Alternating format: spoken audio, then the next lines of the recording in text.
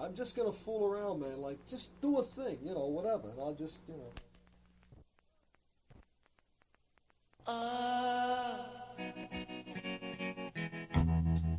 Now I don't hardly know her,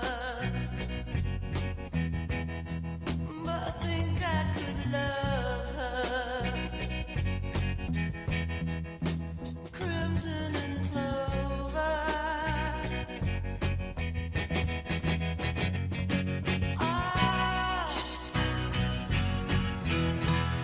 Would you come walking over?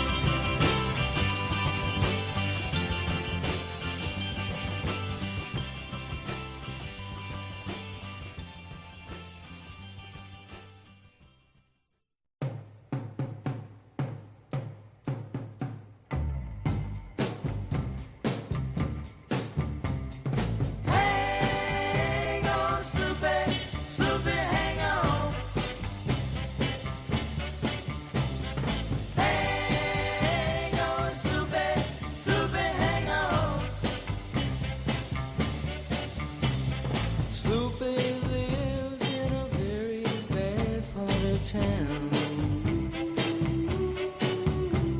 And everybody, yeah, tries to put my Snoopy down. Snoopy, I don't care what your daddy do. 'Cause you know, Snoopy girl, I'm in love with you.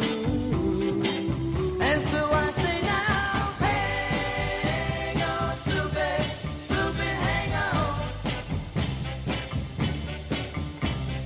Hang on, Snoopy, Snoopy, hang on. Snoopy wears a red dress, yeah, as old as the hill.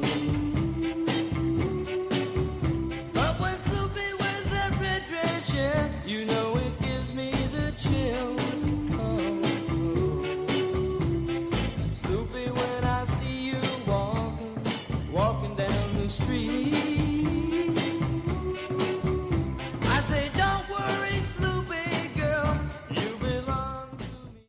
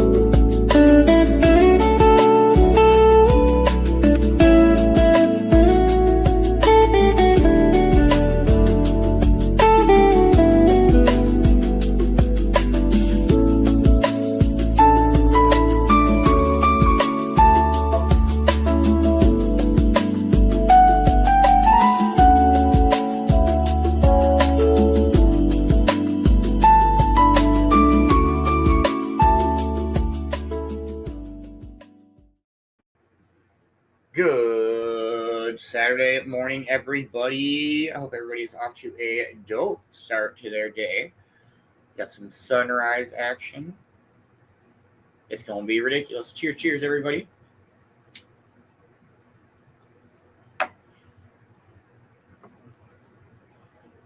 Good morning, Amber. How are you? I hope you are having a wonderful Saturday morning. Good morning, Mindy. How are you? I hope you are having a wonderful Saturday morning. Good morning, Kay. How are you, dear? I hope you are having a wonderful morning. Good morning, Josh and Kinley. Good morning, Ma. How are you, dear? I hope you are having a wonderful morning.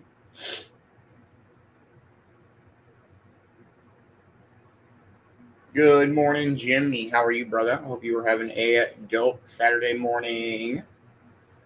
Good morning, CJ. How are you? I hope you are having a wonderful morning. Good morning, Miss Dina. How are you, dear? I hope you are having a wonderful morning. Good morning, Dusty. How are you? I hope you are having a wonderful Saturday morning. Good morning, DJ Ash. How are you? I hope you are having a wonderful morning.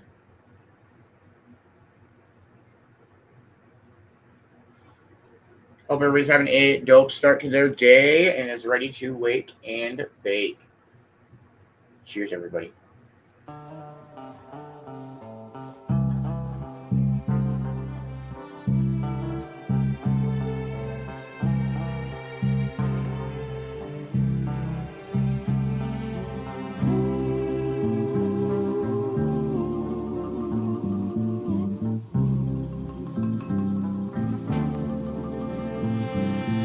Each day through my window, I watch her as she passes by.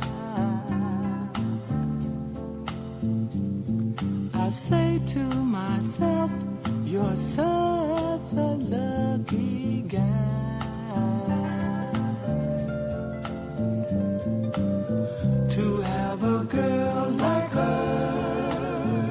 She's truly a dream come true. Out of all the fellas in the world, she belongs to you. But it was just my imagination running away with me. It was just my imagination running away with me. Ooh, soon we'll be married and raise a family. Oh yeah, a cozy little home out in the country with 2 children, maybe 3. I tell you, I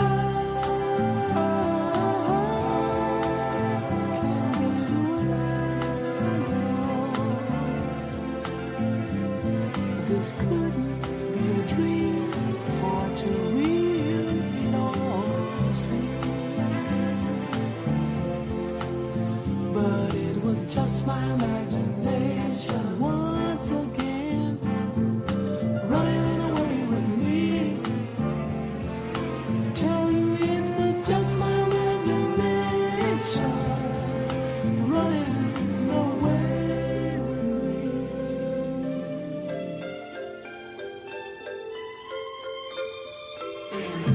Every night on my knees I pray, dear Lord, hear my plea.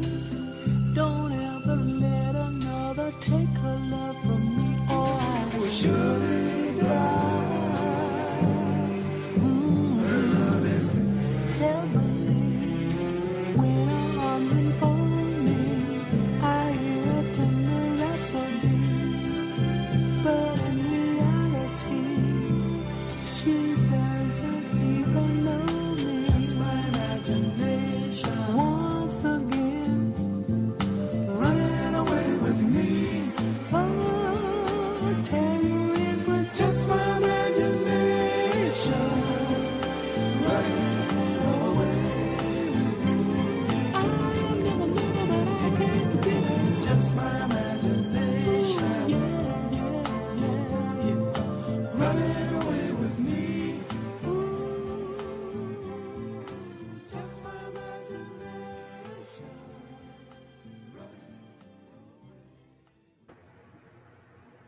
Yes, that's such a dope song. What does everybody know for their Saturday? It's fucking ridiculous sunrise here. Oh, damn it. You can't see it. But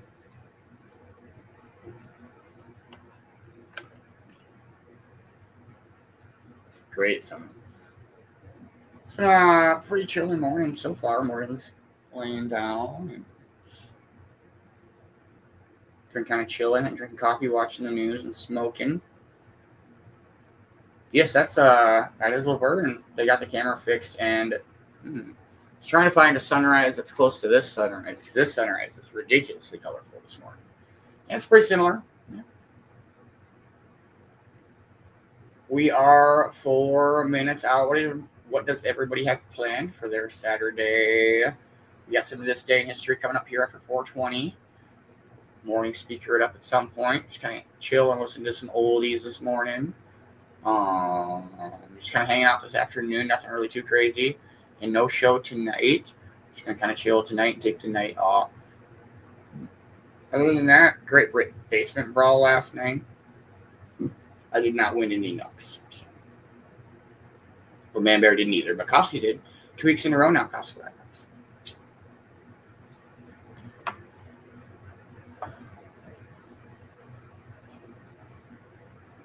Okay. Yeah, it's crazy. It's fucking almost the end of November already. 2026 before we know it.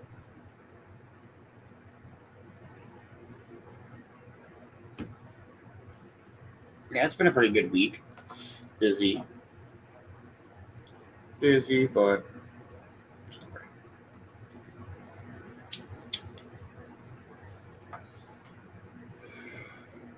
What is everybody smoking on this morning? I believe this is Super Rinse, if I remember right. I don't have very much of it. It was just a sample pack that I had.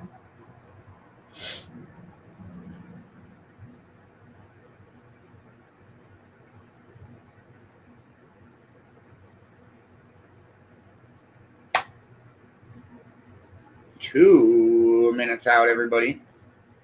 So you're just kind of hanging out and solid gold Saturday in the Cove. I like listening to the oldies and shit like that on Saturday. It's just a good day for it.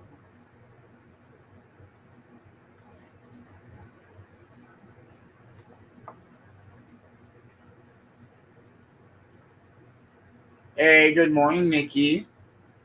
How are you? I hope you are having a wonderful Saturday morning.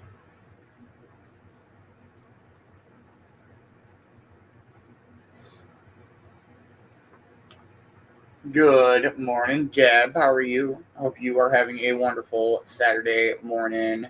Yes, absolutely, Ma. I fucking love the oldies. I mean, they go pretty far back, though, considering, like, oldies. But, like, this late 1800s ragtime count as oldies?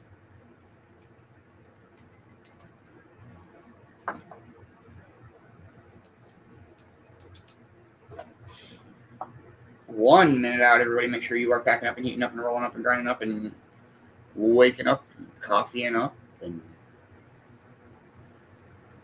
the whole gosh dang works.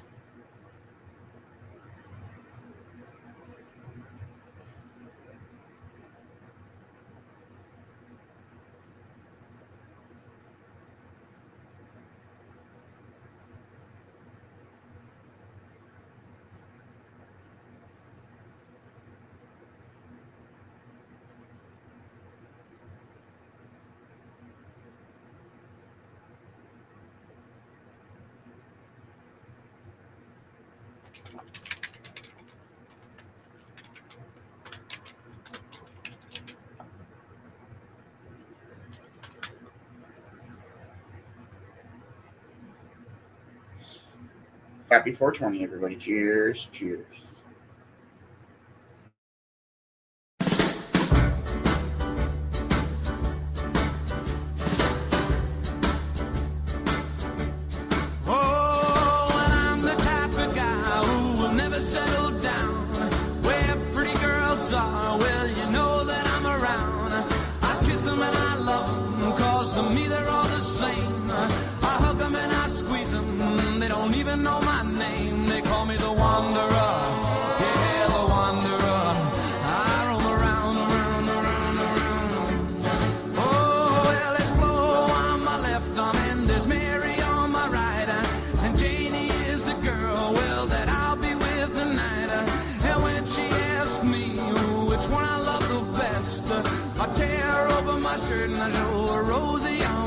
Cause I'm a wanderer, yeah, a wanderer.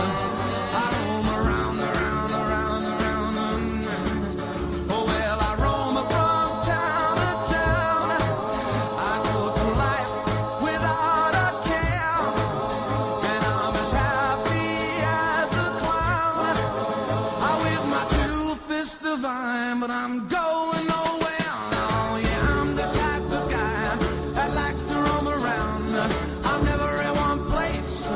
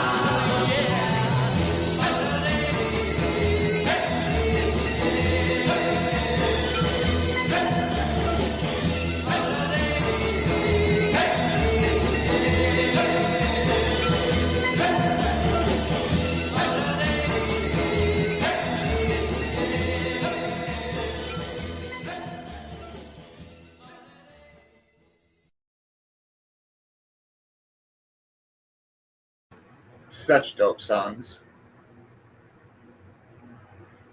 Yeah.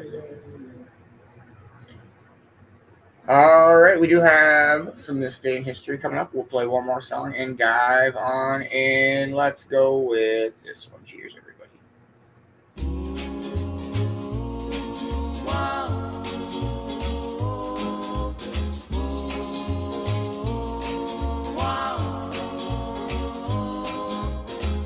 Each time we have a quarrel, it almost breaks my heart, 'cause I'm so afraid that we will have to part.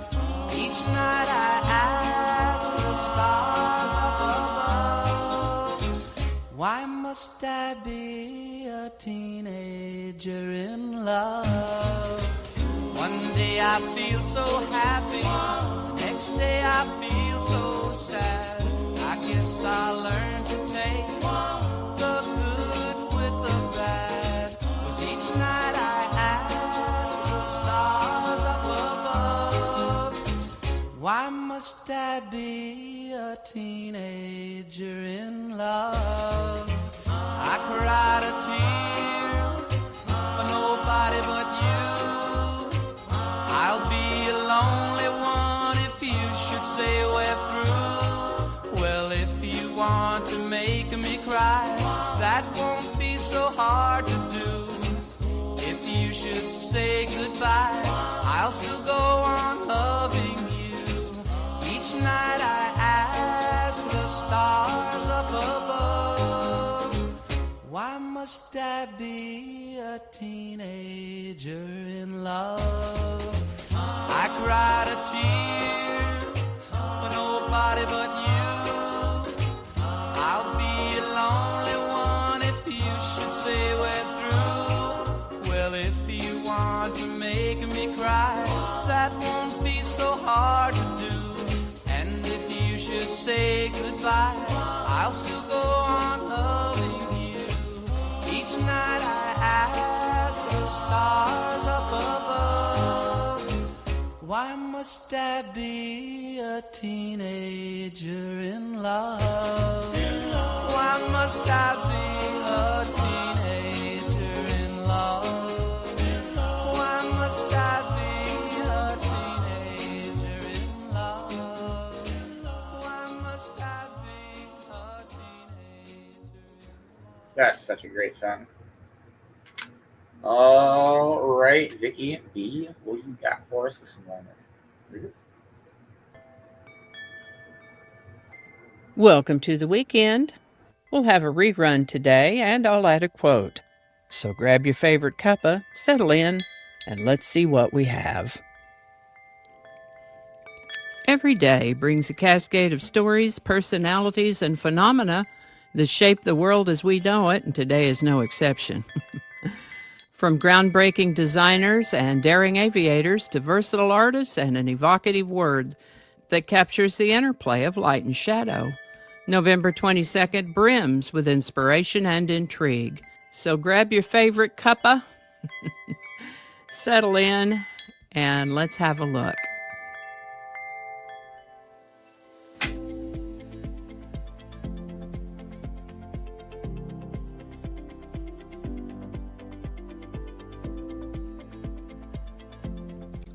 Hi there, and welcome to This Day in History for November 22nd. November 22nd is the 326th day of the year in the Gregorian calendar, 327th in leap years, with 39 days remaining to the end of the year.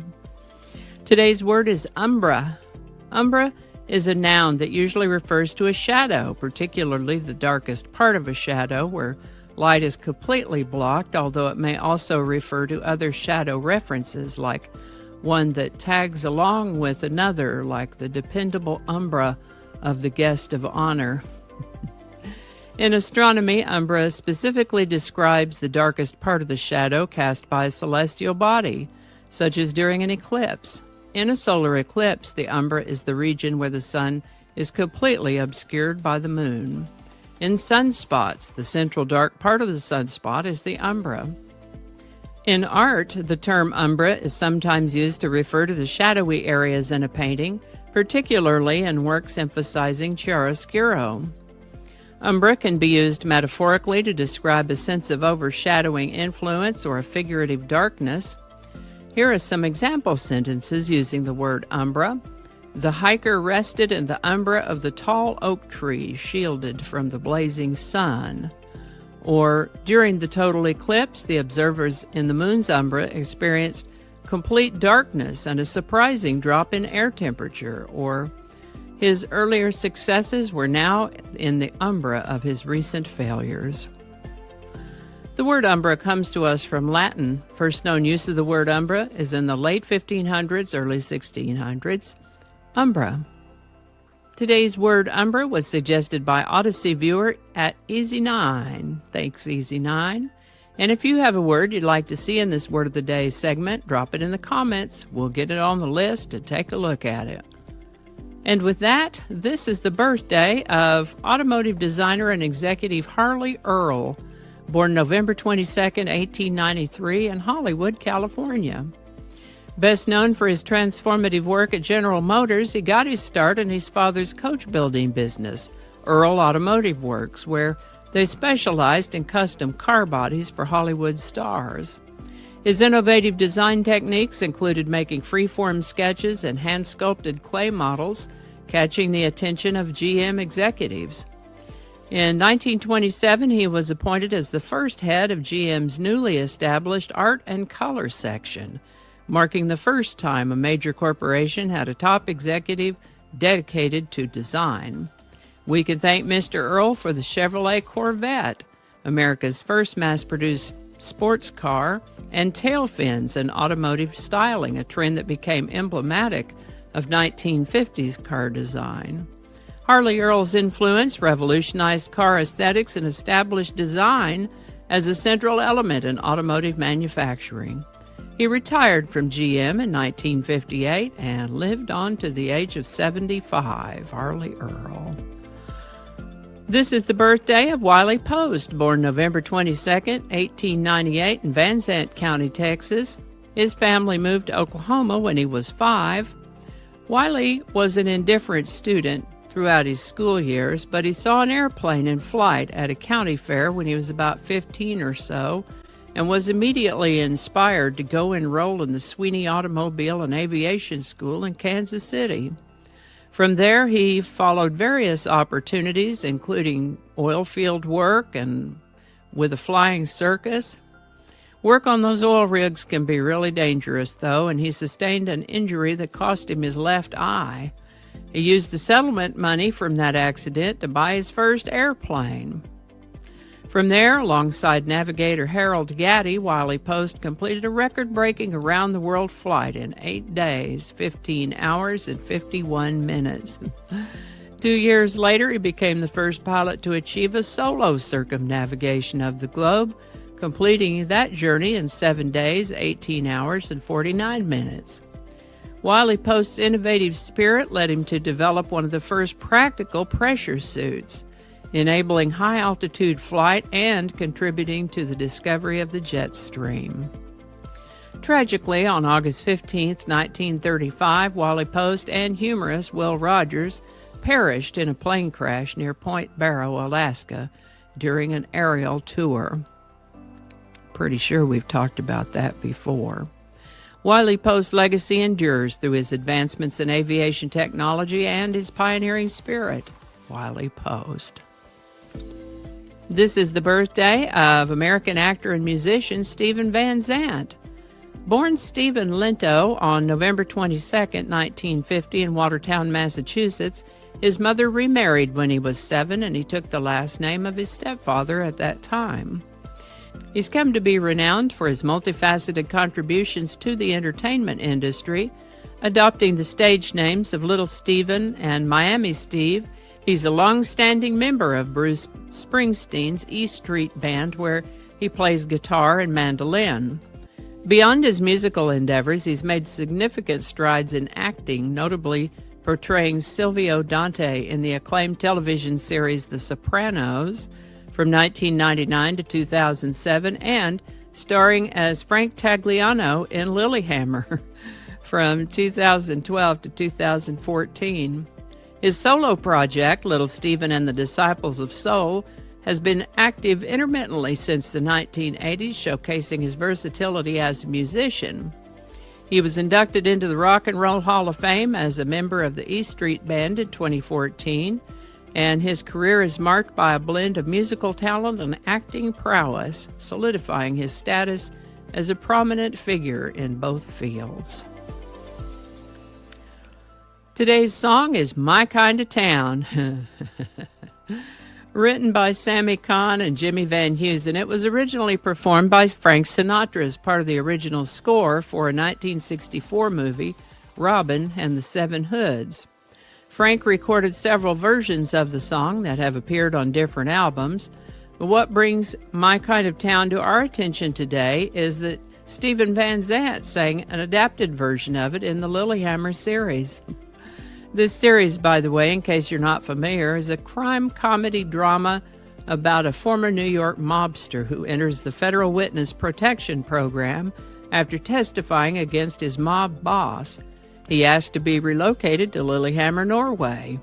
Once there, he opened a nightclub where he sings this song, adapted for Lilyhammer. My Kind of Town, and I have links to Frank Sinatra's version as well as the one by Stephen Van Zandt. Wow. What an adventure these are to research and compose. As we close the chapter on this day, let's remember that history isn't just about the past. Each event of the past shapes the days and events that follow. Every day is an opportunity to learn, marvel, and grow. Our quote today is from the ancient Greek philosopher Plato. Wise men speak because they have something to say. Fools speak because they have to say something. Plato. Alrighty, y'all. Take care. Be good to each other, and I'll see you next time. And a hearty and grateful shout out to these lovely folks who've bought me a coffee. Thank you so much. And if you'd like to add your name to that list, there is a link in the description where you too can buy me a coffee. Alrighty. And I think that's going to do it for us today. Thank you so much for watching. Consider subscribing if you haven't already. Feel free to share this video with a link in your email, messaging, or social media. If you enjoy this series, you can check out the playlists in the description. You can find me on BitChute, Facebook, Odyssey, Rumble, YouTube, and X, as well as on a blog page called No Really. No Really. No Really. Consider following my Day in History page on Facebook if you're on Facebook. I also have a Patreon account now, or you can buy me a coffee.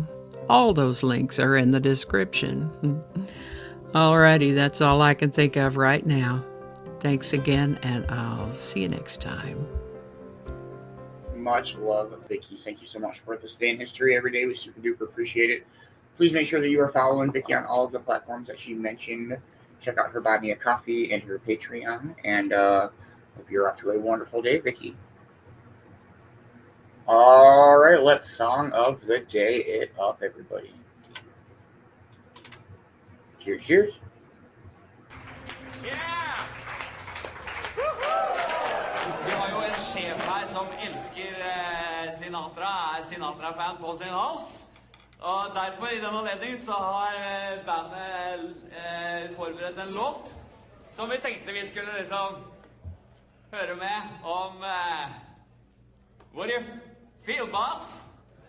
Take the challenge? What, me? Yeah. Nah. Ah, come on. Nah, I can't play. No. Johnny.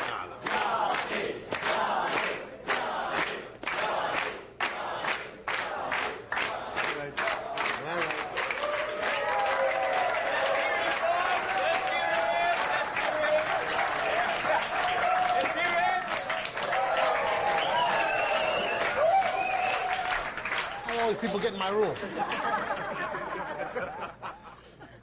Maestro, one of your finest chords, please.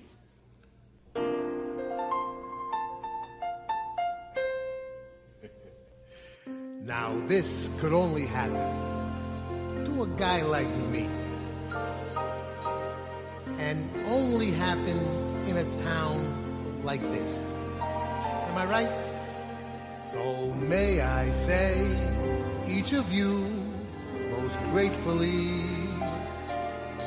as I throw each one of you a kiss, this is my kind of town.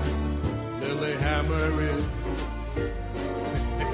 my kind of town. Lilyhammer is my kind of people too. People who smile at you, and each time I sneeze, Lilyhammer is. It must be that Lilyhammer freeze. Lilyhammer is majestic mountain views all around. It's my kind of town. So am I right or am I right? Huh? How am I doing so far? Sit down, I'm not finished yet. My kind of town, Lilyhammer is. My kind of town.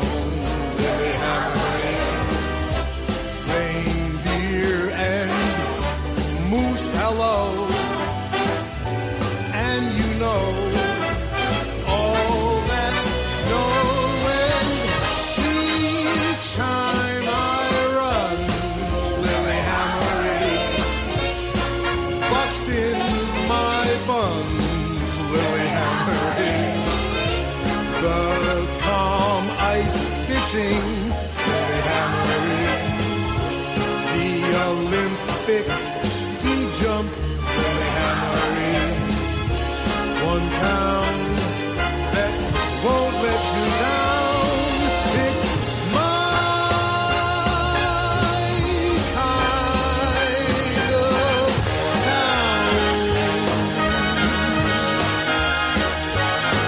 Yeah, my kind of town, baby.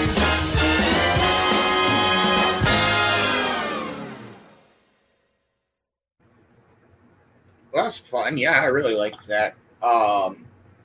Honestly, I don't remember if I sneezed or not, Pat. But I appreciate you so very much. Good morning. I hope you're having a wonderful morning. Good morning, Sandra. How are you? I hope you were having a wonderful morning. Morning sleeping. Yeah, that was cool. I liked that. All right, let's go from that to... I don't know if I can play that one. We'll go with this one here. Cheers, everybody. Life could be a dream. Life could be a dream. Do, do, do, shaboom. Life could be a dream. If I could take you up in paradise up above. If you would tell me I'm the only one that you love. Life could be a dream. Sweetheart, hello, hello again. Shaboom, and open we'll meet again. Boom, ding dong, ding dong, a lang, a lang, a lang.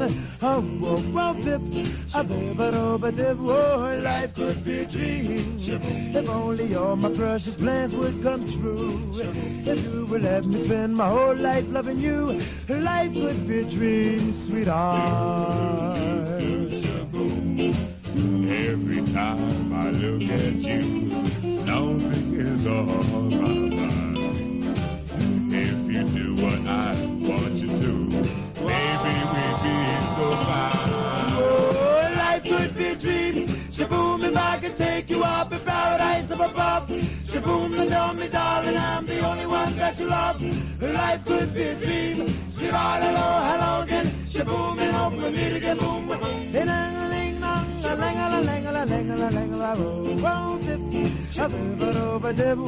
life could be a dream. Life could be a dream, sweetheart.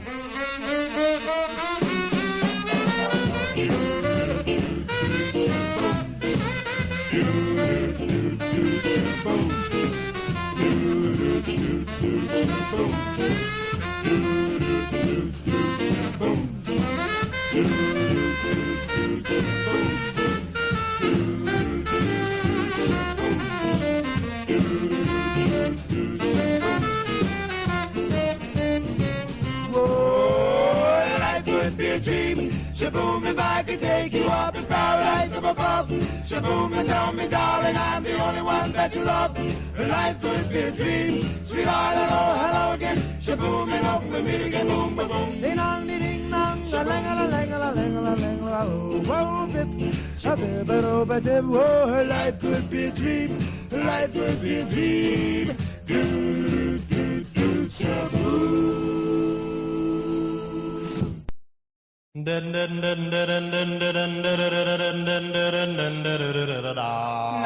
I love you like I do.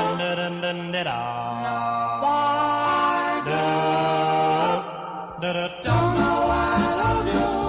Don't know why I care. I just want your love to share. I wonder why I love you like I do. Is it because I think you love me too? I wonder why I love you like I do, like I do.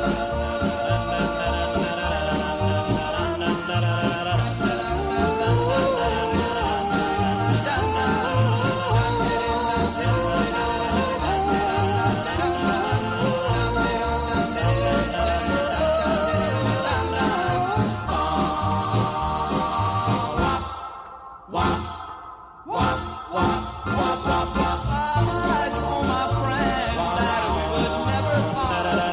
They laughed and said that you would break my heart. I wonder why they think that we will part. We will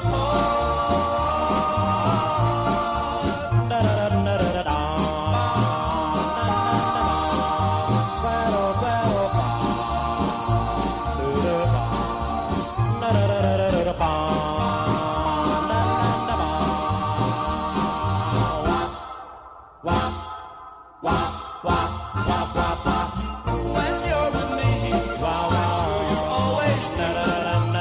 When I'm away, I wonder what you do. I wonder why, I'm sure you're always true, always true.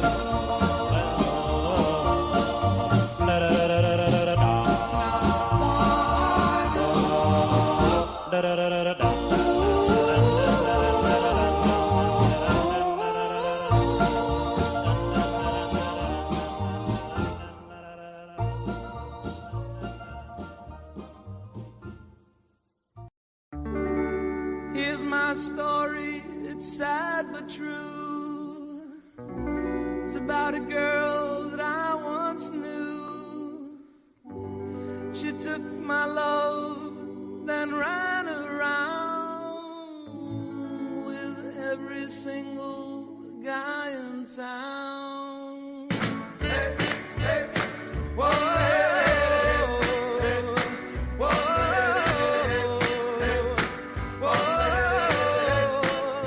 da, la, la, la,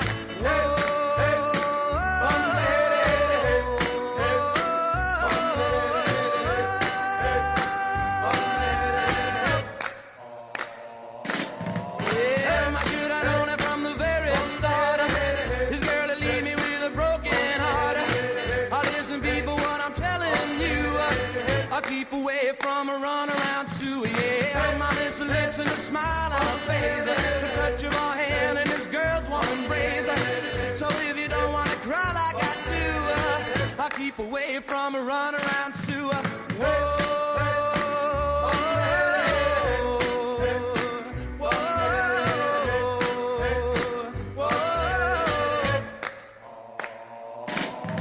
She likes to travel around, yeah. She love you and she'll put you down. Now people let me put you wise.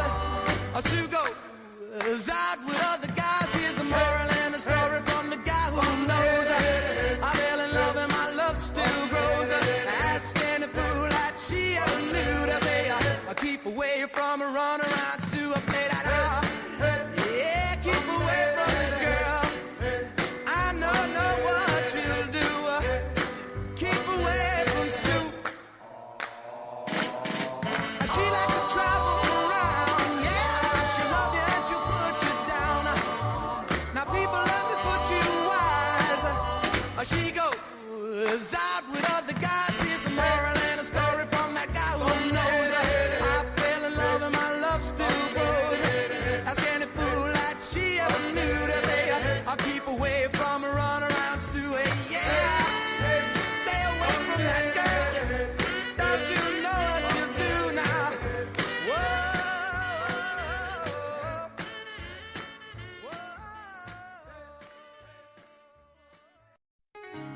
Welcome to Mama Beanz Stitch and Stone, where art, heart, and craftsmanship come together in every creation.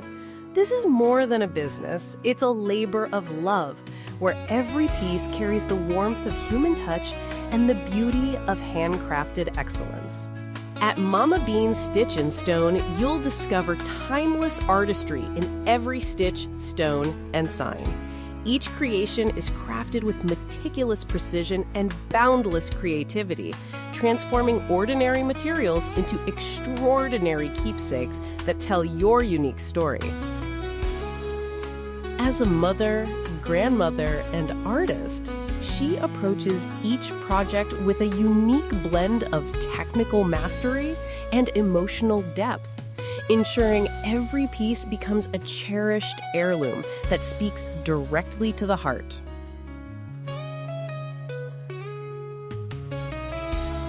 Whether you're commemorating a milestone, decorating your home, or giving a gift that truly matters, Mama Beanz Stitch and Stone will work closely with you to bring your vision to life with the care and dedication that has made us a beloved part of our community. Mama Beanz Stitch and Stone, where every stitch tells a story, every stone holds a memory, and every sign marks a moment worth celebrating. Good morning, Cornbread. Good morning, Beanz. How are you this morning? Good. Good. We're just hanging out and getting high and listening to some oldies. How's your morning going? Good. So far, so good.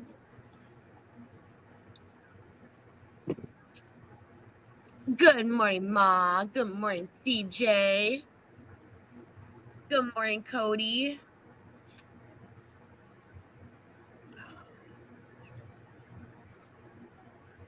Good morning, Amber. Good morning, Kay. Good morning, Nikki. Good morning, Deb. Good morning, Mama Roo.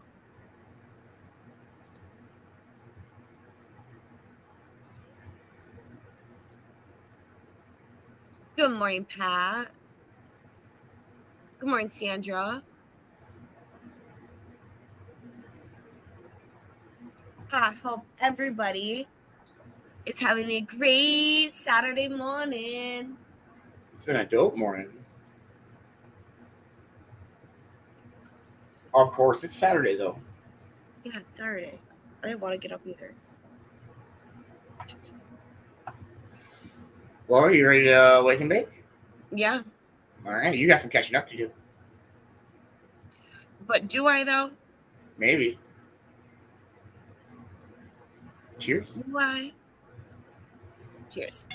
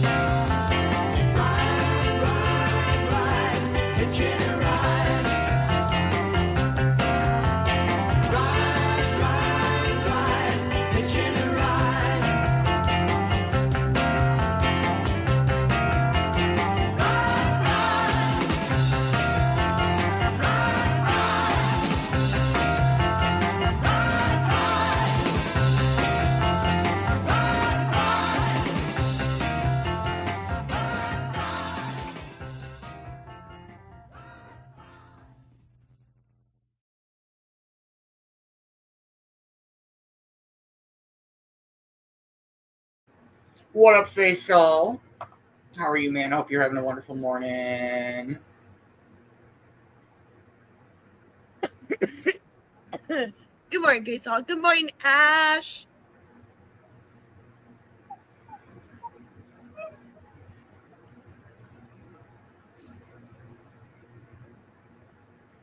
Oh my gosh. I didn't know this song was here. I forgot about this song until I just saw it. This is... So, Brother My Brother is my favorite Gary DeVille song. This is a close second. Cheers, everybody. If you want something to play with, go and find yourself a toy. Baby, my time is too expensive, and I'm not a little boy.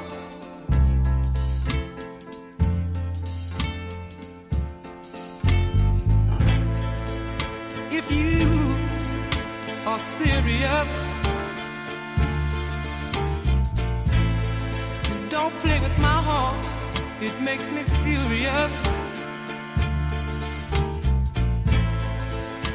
But if you want me to love you, then baby I will. Girl, you know I will. Tell it like it is. Don't be ashamed, let your conscience be your guide. But I know deep down inside of me, I believe you love me. Forget your foolish pride.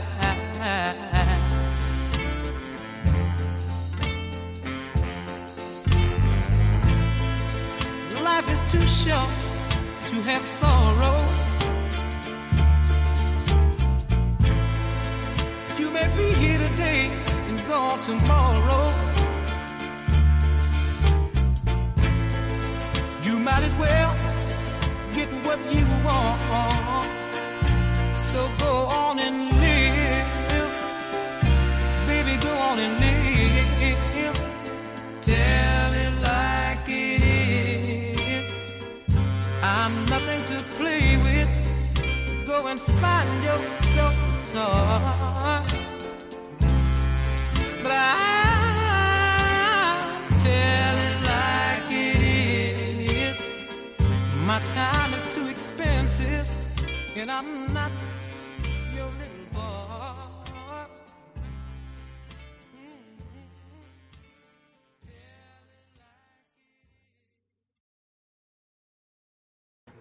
Yes, Ma, that's such a great song. It is, it is.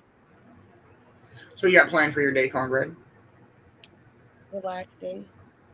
Good. Good, nothing wrong with that. It's Saturday. It's fucking Saturday. It's college football Saturday. Let's go.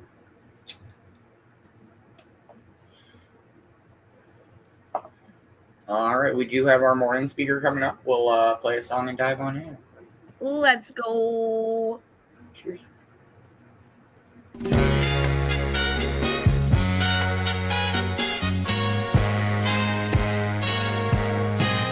Hey girl, what you doing down there? Dancing alone every night while I live right above you. I can hear your music playing. I can feel your body swaying. One floor below me, you don't even know me. I love you. Oh my darling, knock 3 times on the ceiling if you want me. Twice on the pipe if the answer is no. Oh my sweetness means you meet me in the hallway. Whoa, twice on the pipe means you ain't gonna show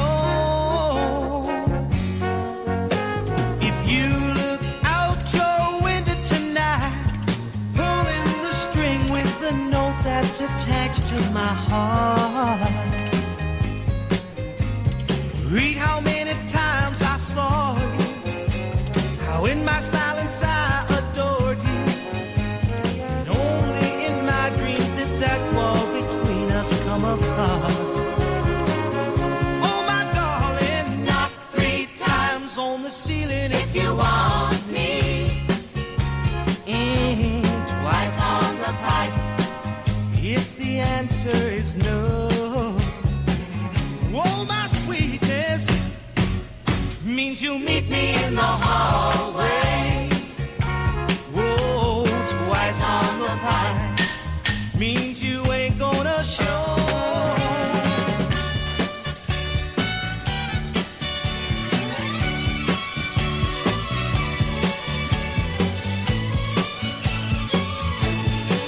Whoa, I can hear the music playing. I can feel your body swaying. One floor below me, you don't even know me. I love you. Oh, my darling, knock 3 times on the ceiling if you want me. Whoa, twice on the pipe if the answer is no. I love you, I love you. Oh, my sweetness means you'll meet me in the hallway. Twice on the pipe means you ain't gonna show. Oh, my darling.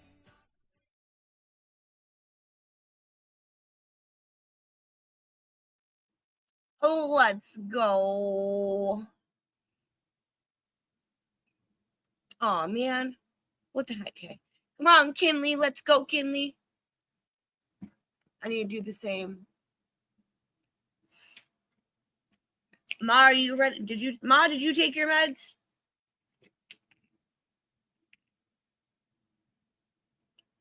I have not. I'm going to though, I promise.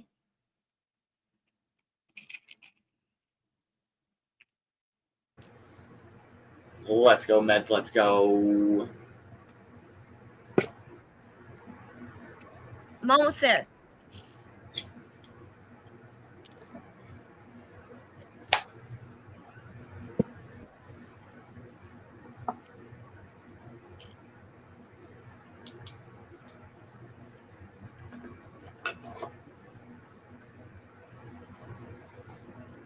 Twice on the pipe. Means you ain't gonna show. Okay, Kay. Okay, Kay. Okay. Mine are all set out. You tell me when, Kay.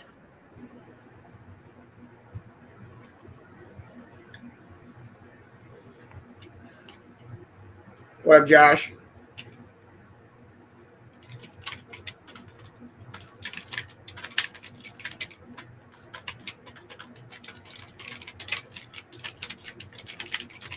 Ooh. Okay, let's go.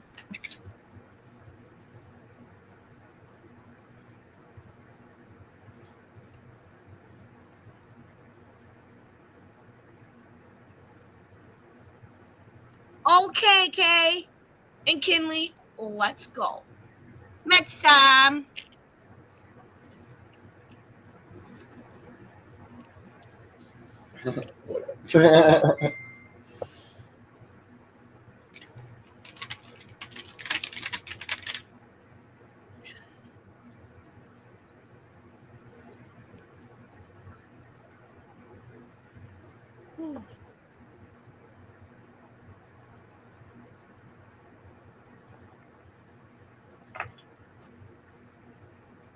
You can't type this morning. It's okay. Okay. I mean, we know what you're saying, but you are struggling this morning. It's okay, Kay. It's okay. We all have those days. Absolutely. Okay, Kinley, my meds are gone. Ma!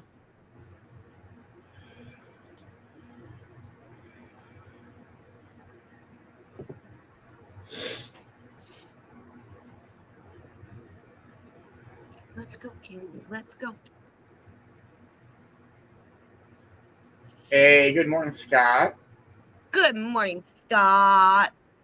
I hope you're having a wonderful morning, man. Oh, there we go.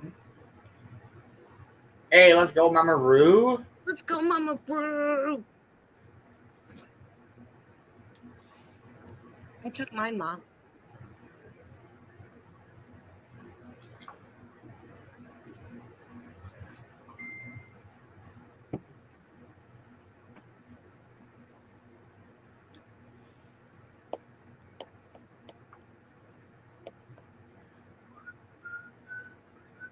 Go, Kinley. You got this. Oh, let's go, Kinley. Let's go. You got this, beautiful girl.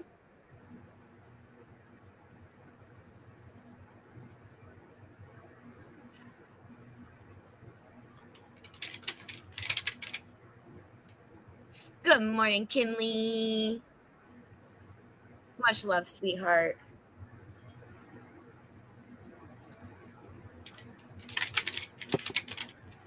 Let's go, Ma.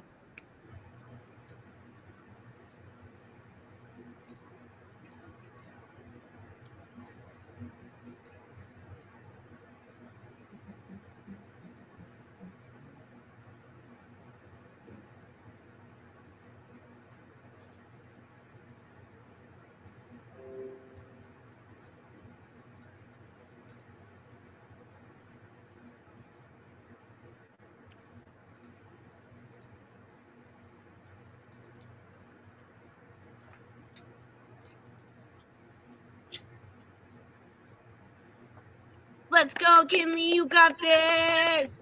Hey.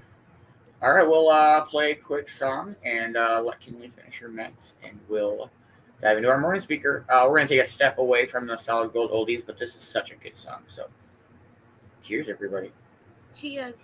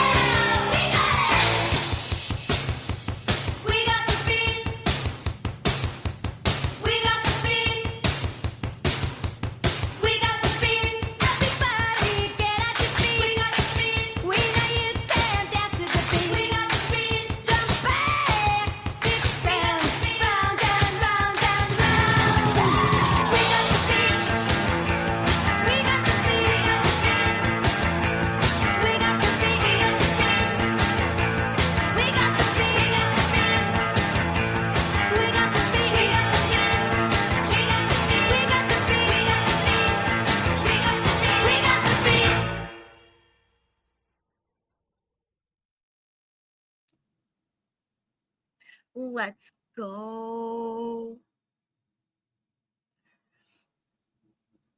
Right, Amber? It's a great song.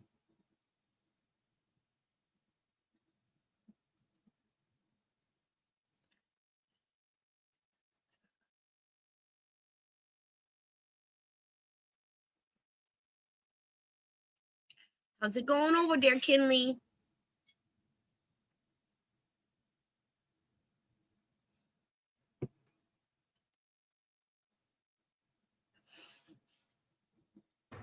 I've just been whistling the song still. That's such a great song.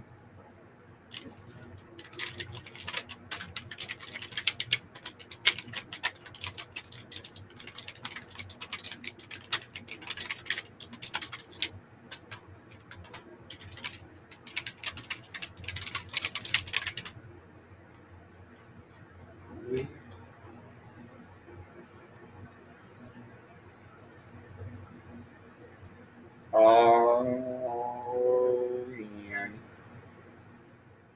Let's see what else we can find for sunrise. If we just keep creeping west, yeah.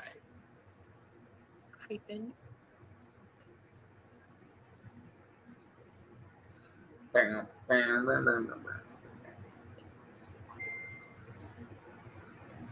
Whoa. Okay, well, we can't use that one.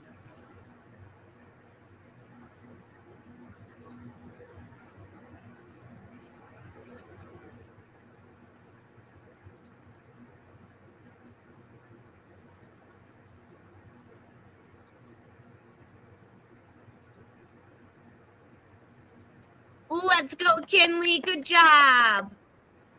Hey, let's go.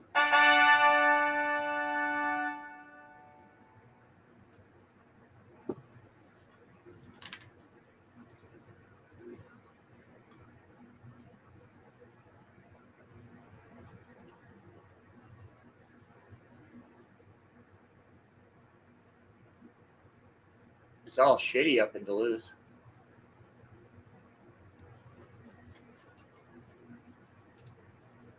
You know, Kay, you're the one that reminds me like almost every morning to take my meds. Because if you don't have Kinley, I forget to take my meds until after the show.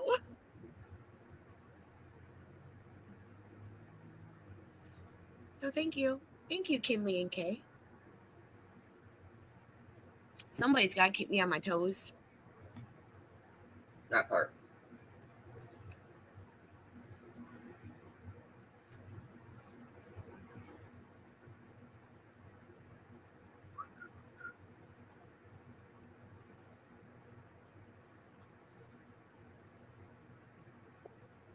I know, we'll go here. Maybe we'll see a boat come through.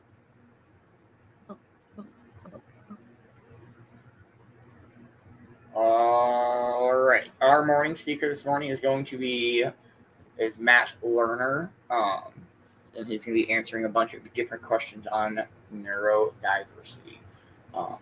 It's going to be good, but I'm excited. Boats and hoes. It's the fucking Catalina wine mixer.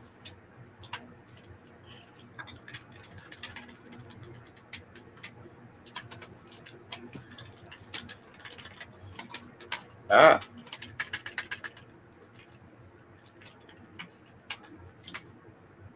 Oh, look at that. That's so pretty. Right? I bet it's fucking cold up there, though. Probably. All right. Here we go.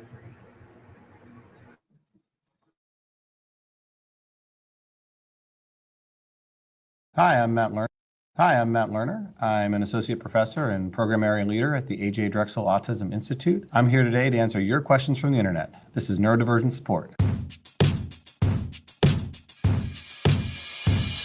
Alafia Oluwu asks, what exactly does it mean to be neurodivergent? Great question, Alafia. Neurodivergent is not a diagnosis. It doesn't exist in the DSM, Diagnostic Statistical Manual. It is a description that has sort of emerged from the community. It's really meant to describe the whole set of differences of ways of either perceiving the world, interacting in the world, ways of being in the world, and really ways brains working, right? That's the neuro part. That is kind of different from the norm in a way that might make it more difficult to kind of click in and feel connected and kind of at pace with the rest of the social world. NemGem asks, do you see the words physically jumping around the page and moving, or just in the wrong location? So this is the question.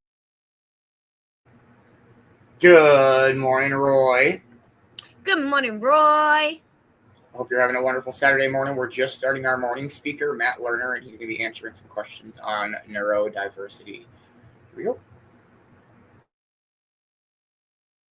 Question about dyslexia. So I'd like to give you an illustration of kind of what that looks like. Up here, you probably see the words the way that you typically see them on a page. They're standing still, they're in the place that you expect them to be, they stay there, and you kind of read them in order. Down here, you see the way that many, not all, but many dyslexic people view these words. So you can see they, might be a little bit jumbled around. Maybe the order is flipped or switched, but they're kind of not staying put and doing the things in the order that you need to be able to read them fluently and fluidly. And so folks with dyslexia are often doing this extra cognitive effort of trying to figure out not just what does this say, but when I look at it, what do I think it's sort of meant to say, and how do I get the letters to look the way they're supposed to look so that it does? The Aspie World asks, autism social masking, what is it and why do we do it? There's this term called masking or camouflaging. Sometimes it's called pan or passing as non-autistic. Essentially, these are all different terms for when autistic people are either working hard to present as not autistic or to kind of minimize their autism features, or when autistic people are doing that, whether or not they're doing it intentionally, maybe because that's just how they've learned or where they've learned. What it is still, there's a lot of research into it, but it's generally this idea of sort of effortfully trying to impede doing things that autistic people do to fit in. So many autistic people like to use, fidgets and things like this, right? And, maybe they'll not have a fidget nearby. Or many autistic people might have a particular topic or thing that they like to talk about socially, or like to talk about their interest. Maybe they won't do that in certain contexts. Many autistic people, for instance, say that eye contact, the thing I'm doing with you right now into this camera, is uncomfortable or is hard to do. But many autistic people who are masking or camouflaging might force themselves to do that, even if it's uncomfortable. All of those are efforts to try to sort of fit into this neurotypical world. Some emerging research suggests that can be taxing, that it's sort of using up a lot of cognitive resources, brain resources, effort, emotional resources to try to do that. To fit in. But one thing we hear a lot from the autism community is that over time it can be taxing. There's some emerging evidence that it can be related to things like anxiety and depression, because if you're working that hard, you're sort of spending yourself out. So finding ways to help autistic people not have to mask quite so much so that they can be their authentic selves seems like an important goal. Tesla Cox asks, how do I tell my real doctor that I've been diagnosed neurodivergent with ADHD from TikTok doctors? Okay. Let's break this one down a little bit. You can't be diagnosed neurodivergent. Like we said, it's not a formal diagnosis. Number two, I'm not sure what a TikTok doctor is per se. The important thing here, though, that Tesla Cox is getting at is, there is a wealth of information now, deluge of information online about neurodivergence, about different ways of being, people sharing their own experiences, sometimes people who are clinicians providing their own insights online on the internet. And it's great to have access to that information. The key thing to understand, though, is that information is not always accurate in reference to our actual diagnostic categories that you could get from a doctor and get covered by your insurance or anything. In fact, some studies have suggested studies of both presentations of autism on TikTok, presentations of ADHD on TikTok have shown that well over 50% of the features said to be associated with ADHD or autism in TikTok aren't part of the diagnostic category. So what does this mean? What do you do? Number one, probably wouldn't go to your real doctor and say, TikTok told me I have this. But what you might do is say, gosh, I was, watching these videos on TikTok and it kind of struck a chord with me. Good morning, Brother Stroy. Good morning. I hope you're having a wonderful morning. We're just hanging out listening to our morning speaker. And Matt Lerner is answering some questions on neurodiversity. This is super interesting. Here we go. And it made me want to know more. And I think that's what this stuff can be good for. It can help you to open the door to say, gosh, if there are things that have been harder for me than I thought, or things that were hard for me, but it never occurred to me that it wasn't hard for everybody, what do I do with that? That's a really good thing to take to a doctor to get their feedback. Sirius Toe 9303 asks, is Love on the Spectrum a good representation of autism, and are there better ones? That's a great question. Love on the Spectrum is one of a small but growing number of shows that has actually autistic people being portrayed. Some aspects of the portrayal and those relationships are kind of made for TV, like a lot of reality TV. But I think what's really valuable about it is that it's taking seriously the fact that the best way to know autistic people or any neurodivergent person is to actually get to know them and see how that community presents itself. So if the question is, are there better ones? I think the best representations are by autistic people representing themselves and their own experiences, either autistic actors acting or autistic people living and sharing their own experience, so that we are not caricaturing, but truly trying to appreciate all of the different ways that autistic and other neurodivergent people live and experience their world. Kobani Witet 1 asks, what are signs of autism? The features of autism fit into two general categories: social communication and restricted and repetitive behaviors, and kind of sensory stuff. So social and communication might be kind of really straightforward difficulties with communication, language development, kind of speaking and communicating in kind of the ways that are expected for a person's development, as well as more complex and subtle social challenges like coordinating and social interaction, friendship making and connection, eye contact, nonverbal cues, picking up social nuance, all features like that. That's the social communication side. In the other side, the kind of restricted repetitive behavior side, you might have somebody who has like a really restricted interest or focus. It could be like a topic that they're really interested in, or it could be, a child who runs a car back and forth over and over again on the table or on their hand. You also might have repetition of certain words or phrases over and over again. There's this concept called echolalia, where somebody kind of hears something and then kind of keeps echoing it back over and over and over. And this also kind of loads on with these sensory features of autism. Some folks on the spectrum, again, can be very sensitive to touch or smell or taste or sounds or lights, and that those kind of sensitivities can make it very difficult to be in those environments. People might cover their ears and need earplugs to be able to manage certain settings. Lights like the ones in the room that I'm in right now might feel very bright and overwhelming. They also might engage in something called stimming, which is a way in which folks on the spectrum might use something like this and kind of over and over again, kind of move it around as a way to kind of feel good, but it's a way to kind of regulate and manage that sensory experience. Folks on the spectrum have lots of different kinds of stims. They might hum auditory stims. They might have visual stims, like looking at their hands and finger flicking out of the corner of their eye. And some folks have larger stims, like rocking or even hand flapping or pacing back and forth. Zoe Blade asks, what is and isn't stimming? So stimming is a term in the autism world, autism field, sort of a colloquial term for self-stimulatory behavior. Kind of traditional sort of ideas of stimming might be things like rocking, flapping. There's this finger flicking thing that many autistic kids do, but it might also involve taking a toy and kind of, playing with it like this over and over again. And some people do auditory stimming, like humming or maybe saying a word over and over again. So again, there can be visual, there can be tactile, there can be auditory. The best evidence about stimming is that it is a tool that autistic people are using to kind of regulate their sensory system, which can often get a little bit overwhelmed, and kind of putting that energy somewhere. Jai Cartier 3 asks, is autism really on the rise? Are we just better at identifying it these days? When we think about the rise in autism, we think about 4 sets of factors that could be happening. Number 1, change in diagnostic criteria.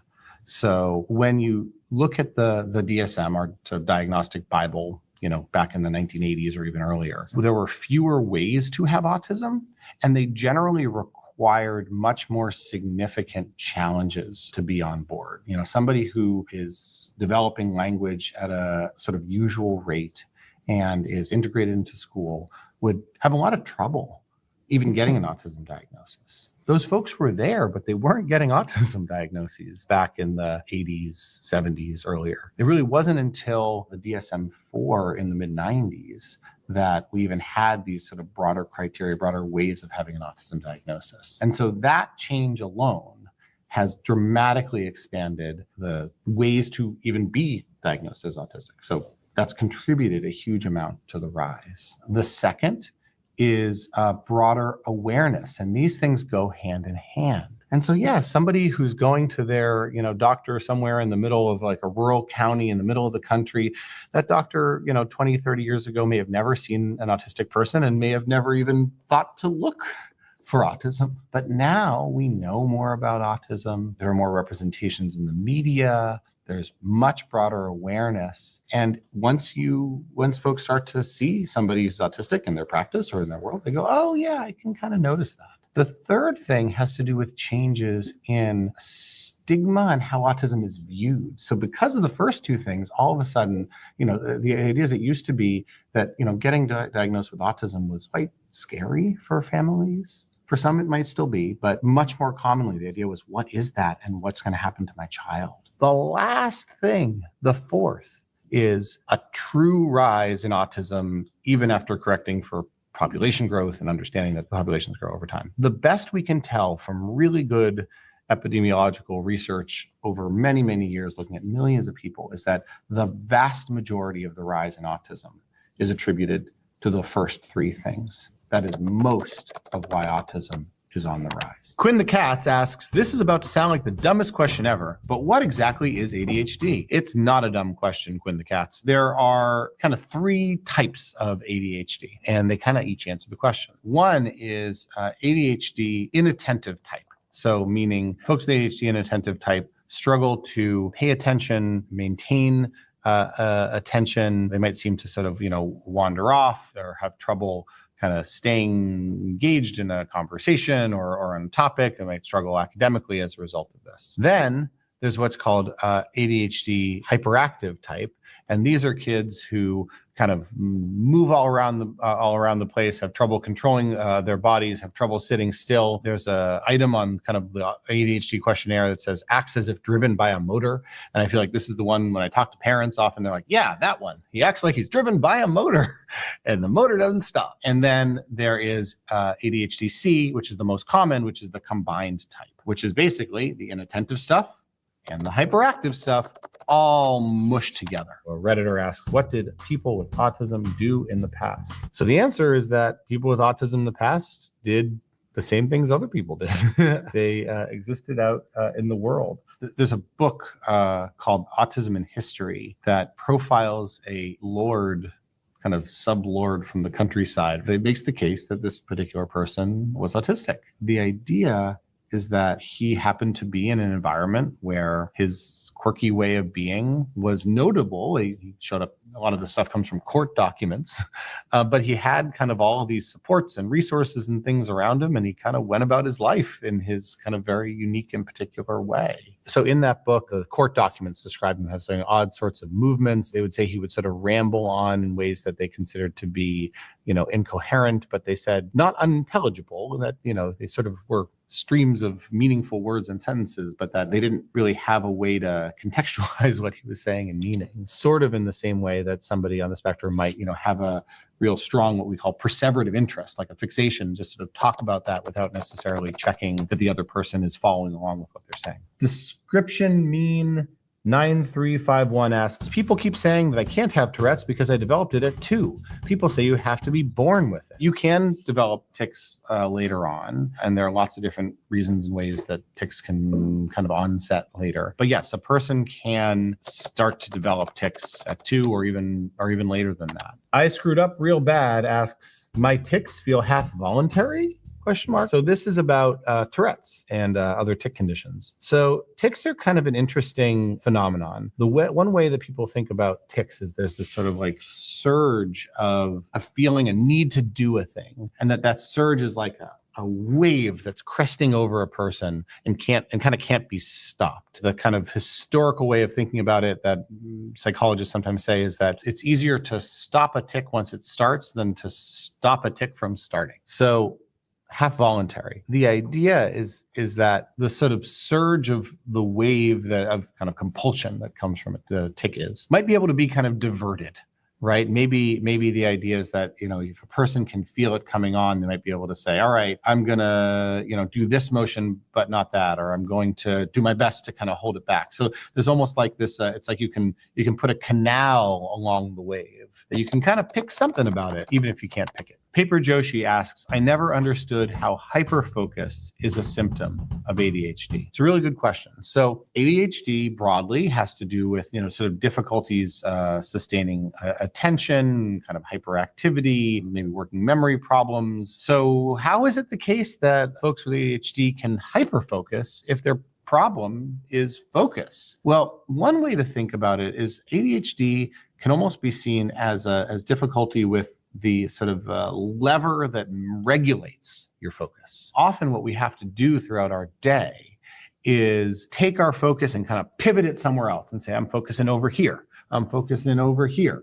I have to give you my attention now, and I have to keep doing it for as long as you need me to pay attention to you. That is what our brains are doing. Folks with ADHD might struggle to kind of do that shifting at the rate and the way that people want. So they might kind of get stuck in like, I can't really hold my focus here, so I'm going to kind of keep bouncing around. But they also, when they do find something that is motivating, that is engaging, that's interested in, it's sort of like then they're locked into that and can't quite yank that lever off of that topic. A Redditor asks, does reading improve with practice for dyslexics? The thing for dyslexic people is that the strategies that they need to use to get the words to behave the way that they need them to be able to read are learnable, are teachable. They can take effort, but then that effort, like a muscle, can get flexed and built over time. And so in a similar way as that, right, folks, if they are practicing using those skills and strategies effectively, things can get a little bit easier. But fundamentally, they're still managing kind of a different way of perceiving that information to make it work for them. QGirl50 asks, is autism genetic? Have they identified a gene? A lot of very smart autism researchers over the last 20 years have done the kind of work that you do in a petri dish with a DNA sequence. They've done the kind of work where you look at really gigantic populations of people and look at kind of genetic markers. And what they found is actually more and more and more specific genes, areas on the human genome that seem to be related to autism, that have, again, this idea of sort of like an autism load to them. And there's certain ones where they call them loci, sort of areas on the gene of. Good morning, Giggler. Good morning, Giggler. Hope you are having a wonderful morning. We're just hanging out listening to our morning speaker this morning is Matt Lerner, and we are he's talking about neurodiversity, stuff like that. This is really interesting. Here we go. Of the DNA strand, that if there's a little bit of a difference, maybe you might see a little bit of autism features. Sometimes if there's a lot of a difference, you might see more features. So altogether, what this suggests to us is a lot, actually well over 50, some estimate at least 70% or more of variation, amount of autism that's sort of out there in the community, in the world, is attributable to genetic factors. Titanic Man asks, is there a reason why some people with Tourette's have swear words specifically as their tic? Of all the words that could be their tic, why is it almost always profanity? So this is partially myth and misunderstanding and partially not. So it turns out a lot of tics are not profanity.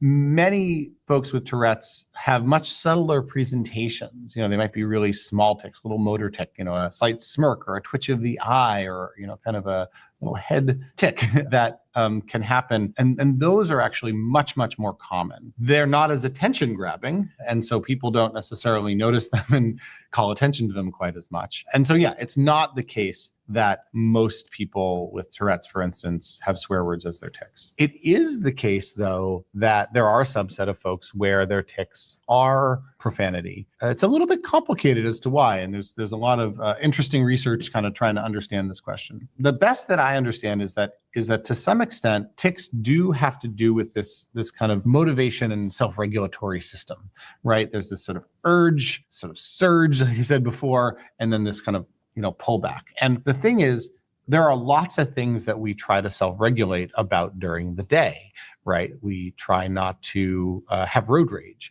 We try not to steal our siblings' candy when it's sitting next to them. And we try not to swear. There's, some evidence that suggests that, that process might be getting wrapped up for those folks, there's this sort of self-regulatory thing. I'm not going to do it.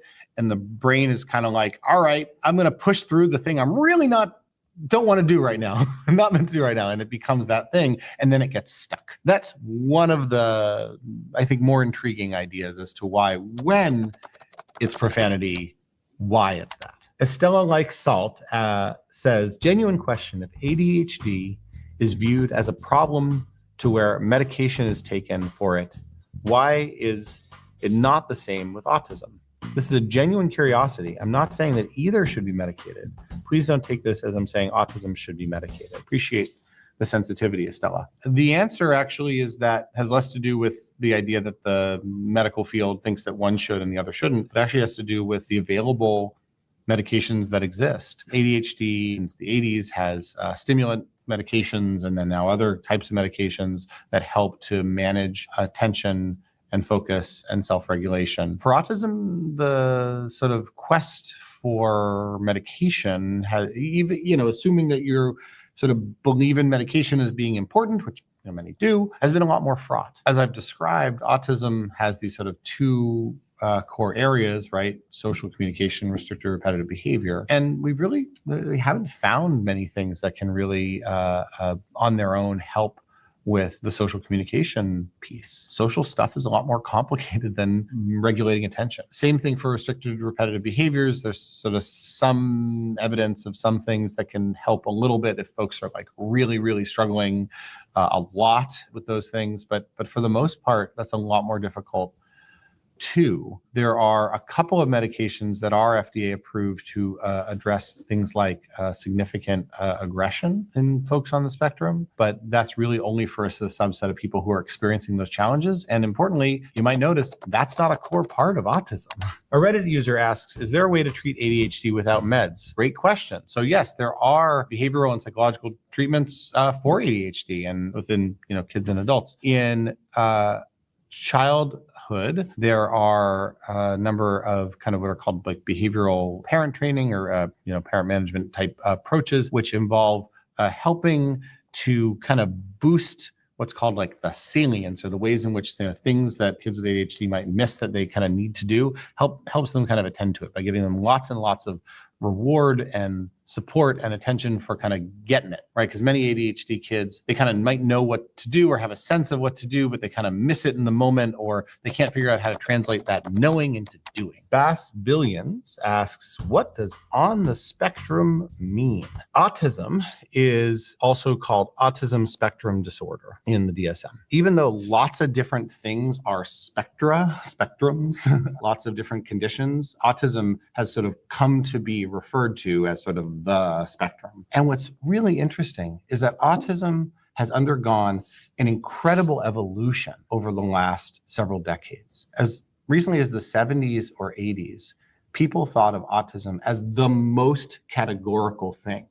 You could go to, psychiatry conferences, and famous psychiatrists would say things like, well, if there's anything that can be diagnosed in a waiting room by watching a child for a few minutes, surely it's autism. Because the idea is that autism was seen as so different, so categorical, that you could kind of just spot autism when you see it. And now it's swung all the way the other way, from being this really seen as so dramatically different that you could just sort of spot autism anywhere, to being the spectrum, the thing that is not about categorical difference at all. And I think this tells us a lot about our evolving understanding of autism, but also our evolving understanding of the individual differences between people. A Reddit user asks, how does the brain structure of autistic people differ? Lots of really interesting research has gone into this. Well, I think one of the big things I would say we do know more and more about these days is the idea of kind of the connections of autism. There's this fancy term, a connectopathy. It's a $10 million word there.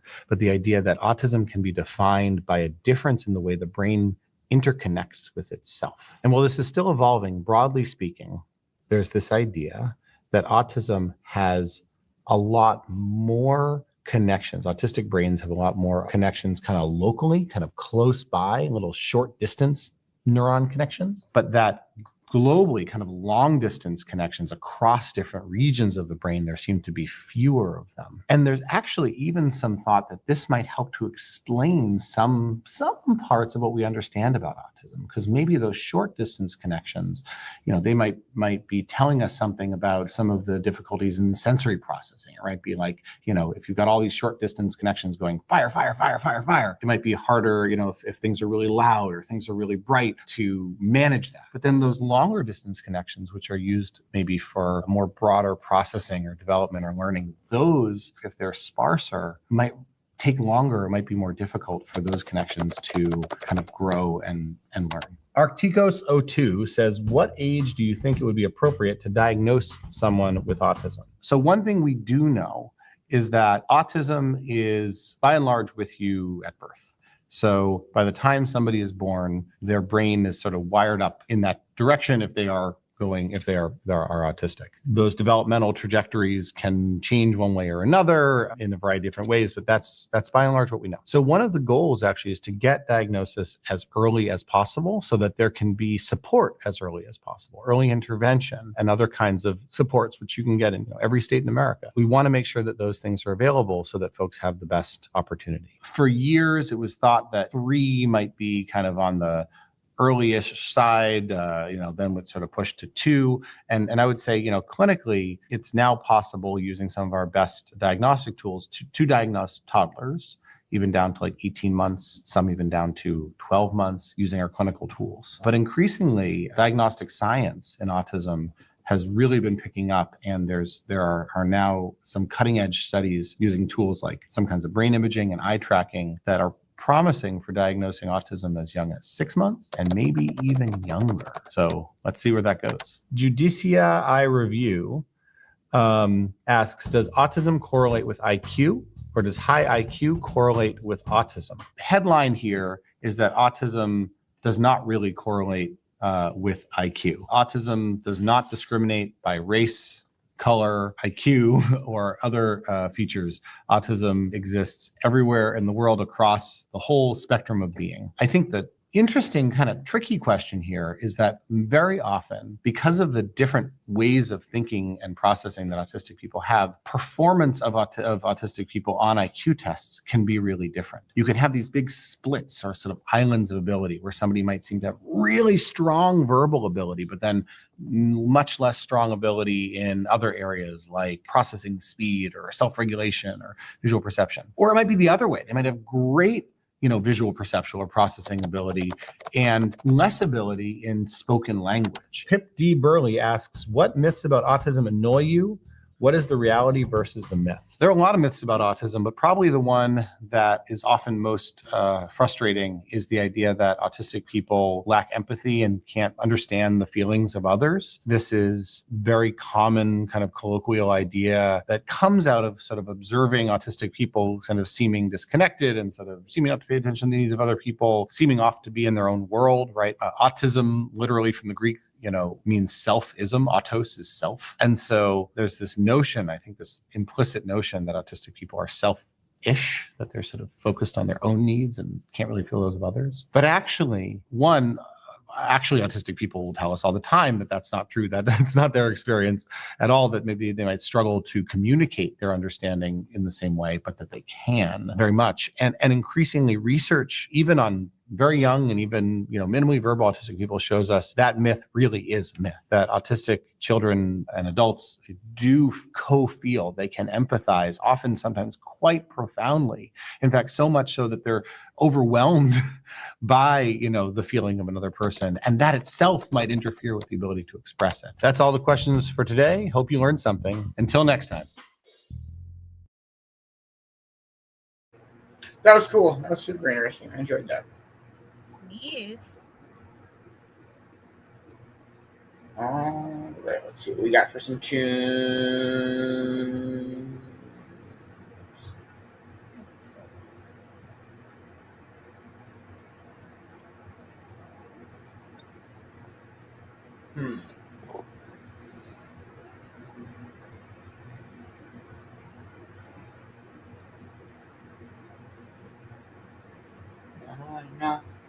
No. What up, Brittany? Hey, good morning, Brittany and Jennifer. Hope you're having a wonderful morning.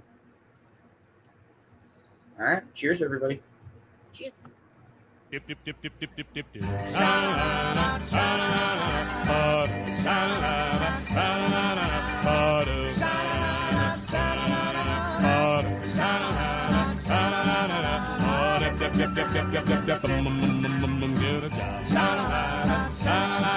raise me money about this time to get me out of my bed and crying for the job. You after breakfast every day, so go the one and ran my way. I never felt the same.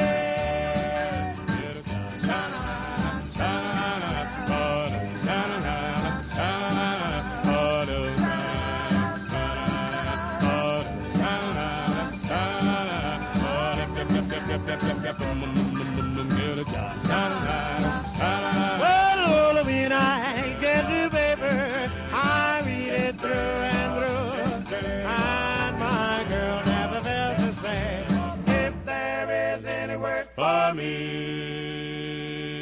I then go back to the house, hear that woman's mouth, preaching and crying, tell me that I'm lying about a job that I never could find.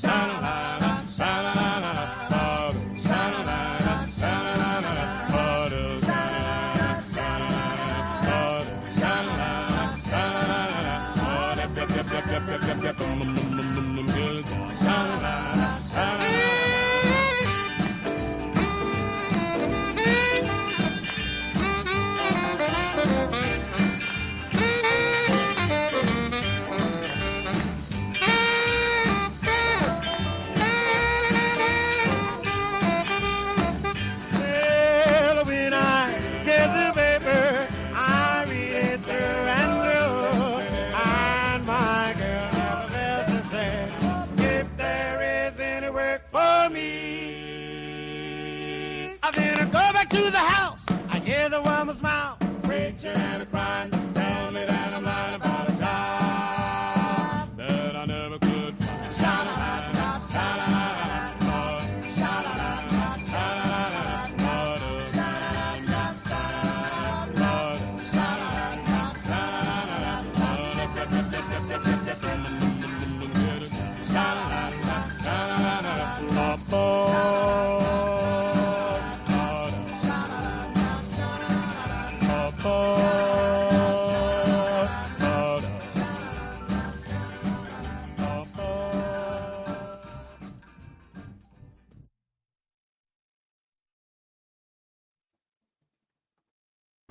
I-O.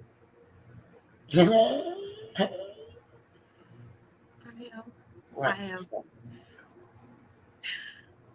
Aussie. Oi, oi, oi. Hey. Man, Bear would be so fucking proud. Man, Bear. Remember, come back. He's working this morning. Yep. All right, let's play another song. We'll see where we're at with our morning. I hope everybody's enjoying the Solid Gold Saturday oldies in this bitch. Let's go. Cheers, everybody. Cheers.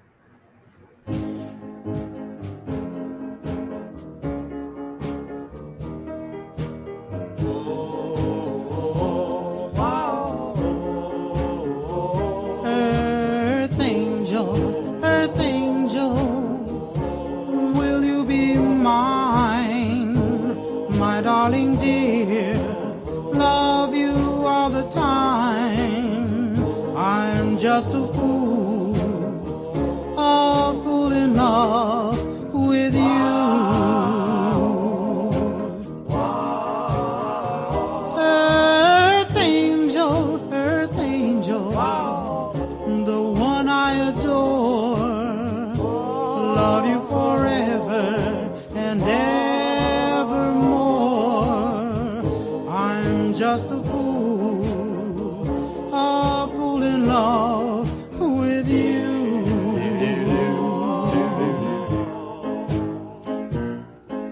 I fell for you, and I knew the vision of your loveliness. I hoped and I prayed that someday I'll be the vision of your happiness. Oh, earth angel, please be mine, my darling dear. Love you all the time. I'm just a fool in love with you.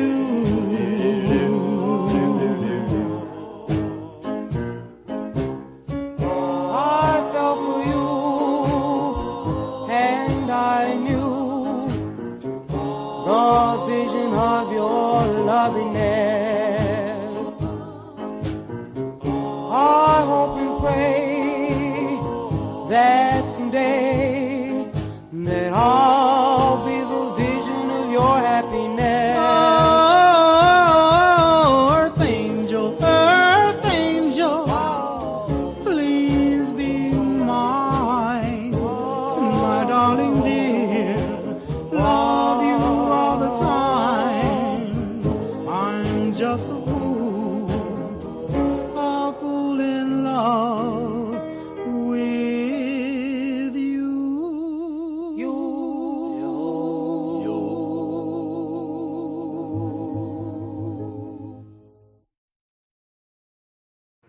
That's such a great song. Yes. All right, Cornbread. I know you're a gamer. Have you played Skyrim? Yeah. Yeah. Big Skyrim fan or No. not a big Skyrim fan? No. Why? I don't know. I never got into it. Okay, but you know the game and you understand what I'm talking about. Yes. Okay. All right. So this fucking shit's hilarious. Skyrim on Alexa. Let's go. Elder Scrolls speak of the past and the future. Now, Skyrim looks to the future, to its ultimate version.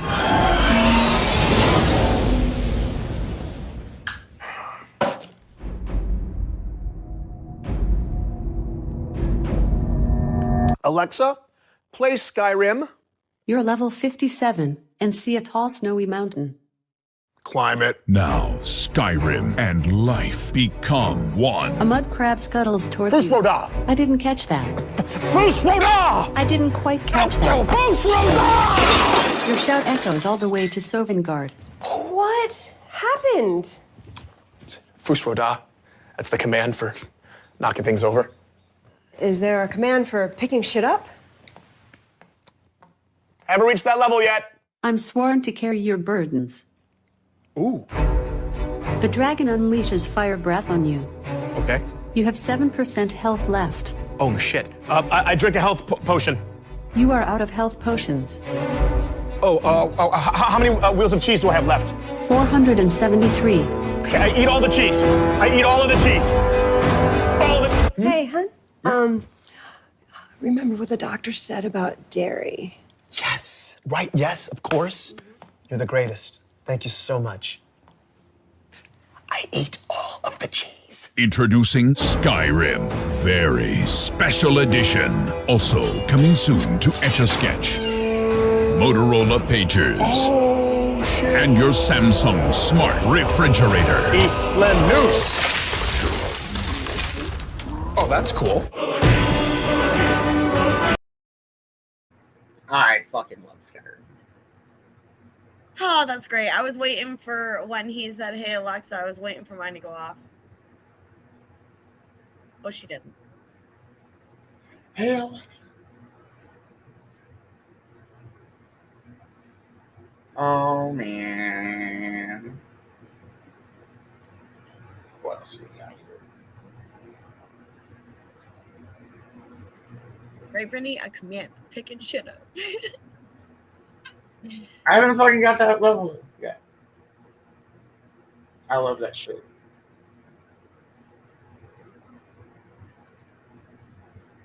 All right, let's play some more oldies. I hope everybody's enjoying the tunes this morning.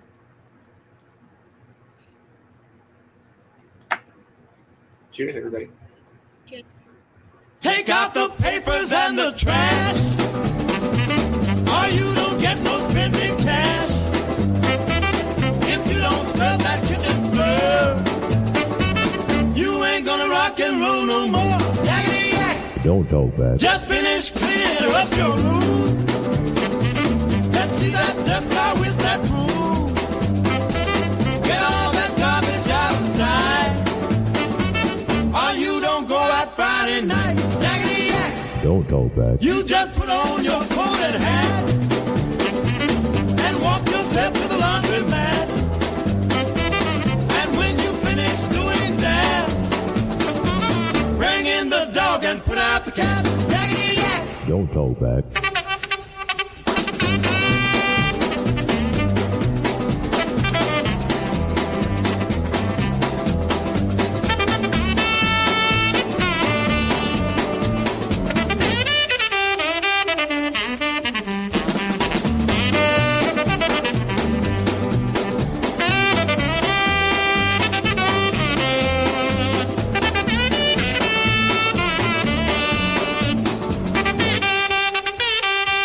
Don't you give me no dirty looks. Your father's hip, he knows what cooks. Just tell your hoodlum friend outside, you ain't got time to take a ride. Yakety yak. Don't talk back. Yakety yak, yakety yak. Yakety yak, yakety yak. Yakety yak, yakety yak. Yakety yak, yakety yak.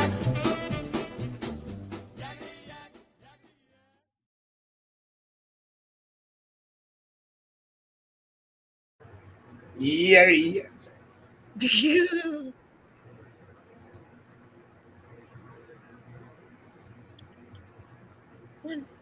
Say good morning. What up, Moxie? I love how she just looked right at the computer.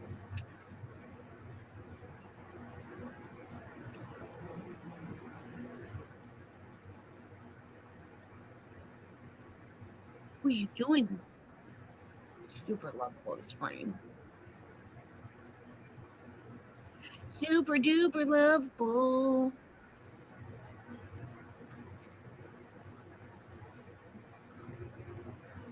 Such a pretty cat.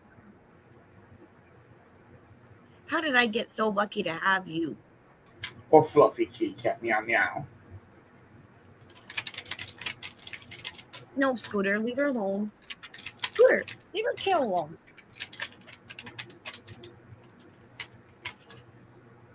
Mom says, hi, Moxie. Moxie girl. You're so fucking sweet. It's because she's getting her winter coat.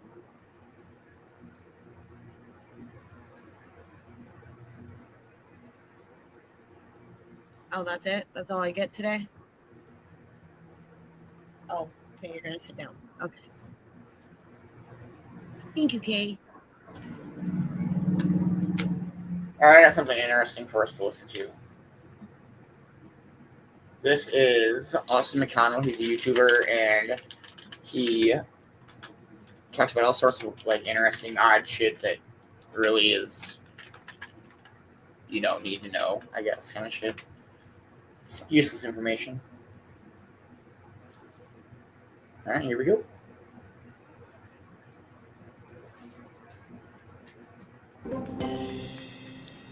A year ago today, I released one of my most popular videos, a solid 10 minutes of useless information.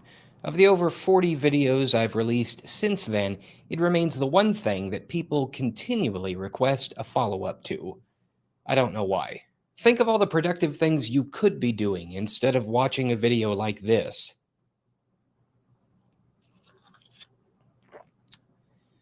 All right, let's get to it. The study of the relative spatial arrangement of atoms that form the structure of molecules is called stereochemistry. The average calorie count in a single serving of Peter Pan creamy peanut butter is 210. In the year 2014, Vizio recalled 245,000 E-Series 39-inch and 42-inch television sets, which sold for between $370 and $450. The problem? The television stands had a tendency to snap. Telephone numbers in Kazakhstan are under a unified numbering plan with Russia and use the country calling code 7. According to a study based on 2010 census data, Lubbock, Texas is the most boring city in America, while Detroit, Michigan consistently places number 1 by various outlets as the most dangerous. For those interested, Google Maps estimates it's about a 22-hour drive to or from if you're wanting to avoid toll roads. John. Good morning, Brother Magic. Good morning, Magic. I hope you're having a dope morning at work, brother. Here we go.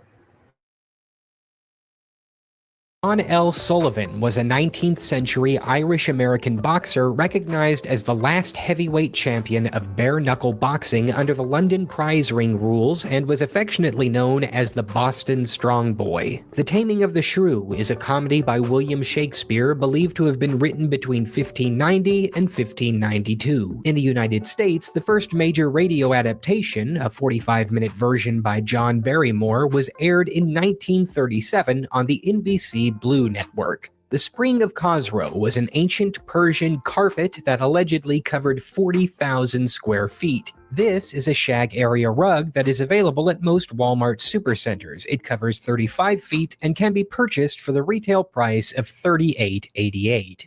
One of the oldest typefaces still in regular use is Garamond, which originated around the year 1530 and to this day is still widely used in book printing. This stock footage clip is entitled Farming Tractor Carrying a Load Haystacks Driving Along an Open Field at Sunset and was produced by freelance videographer Christian Kettner. It has a total runtime of 30 seconds, but we'll cut it short because I think it'll help the overall pacing of this video. Lewis Wilson was the first actor to play Batman on screen in a 1943 black and white 15-chapter theatrical serial from Columbia Pictures. Crying usually gives you a runny nose because excess tears produced by your lacrimal glands flow into your tear ducts and drain into your nasal cavity. The first expedition to reach the South Pole was led by a Norwegian explorer named Roald Amundsen. On December 14, 1911, he beat a British party led by explorer Robert Falcon Scott, who would arrive 5 weeks later. The Canon AE-1 is one of the most reliable 35mm film cameras in the world. It has a small battery compartment in the front, and it's used to power the camera's light meter. The Bald Knobbers is the longest-running variety show in the tourist town of Branson, Missouri. Doorknobs were first manufactured in the United States in the mid-19th century. Simon Says is a children's game for 3 or more players in which one player issues instructions to the other players which are to be followed only if specific permission has been given with the preface Simon Says. If an action without this preface is performed by a player, they are eliminated from the game. A similar permission game is Mother May I, which adds the game mechanic of stepping forward or backward to a finish line. Rather than being eliminated for a mistake, in Mother May I, a player simply takes a step backward and is allowed to continue playing until one player crosses the threshold. Canadian geese have an average lifespan of anywhere from 10 to 24 years. This is Alan Shepard. At age 47, he became the 5th, the oldest, and the earliest born person to walk on the moon.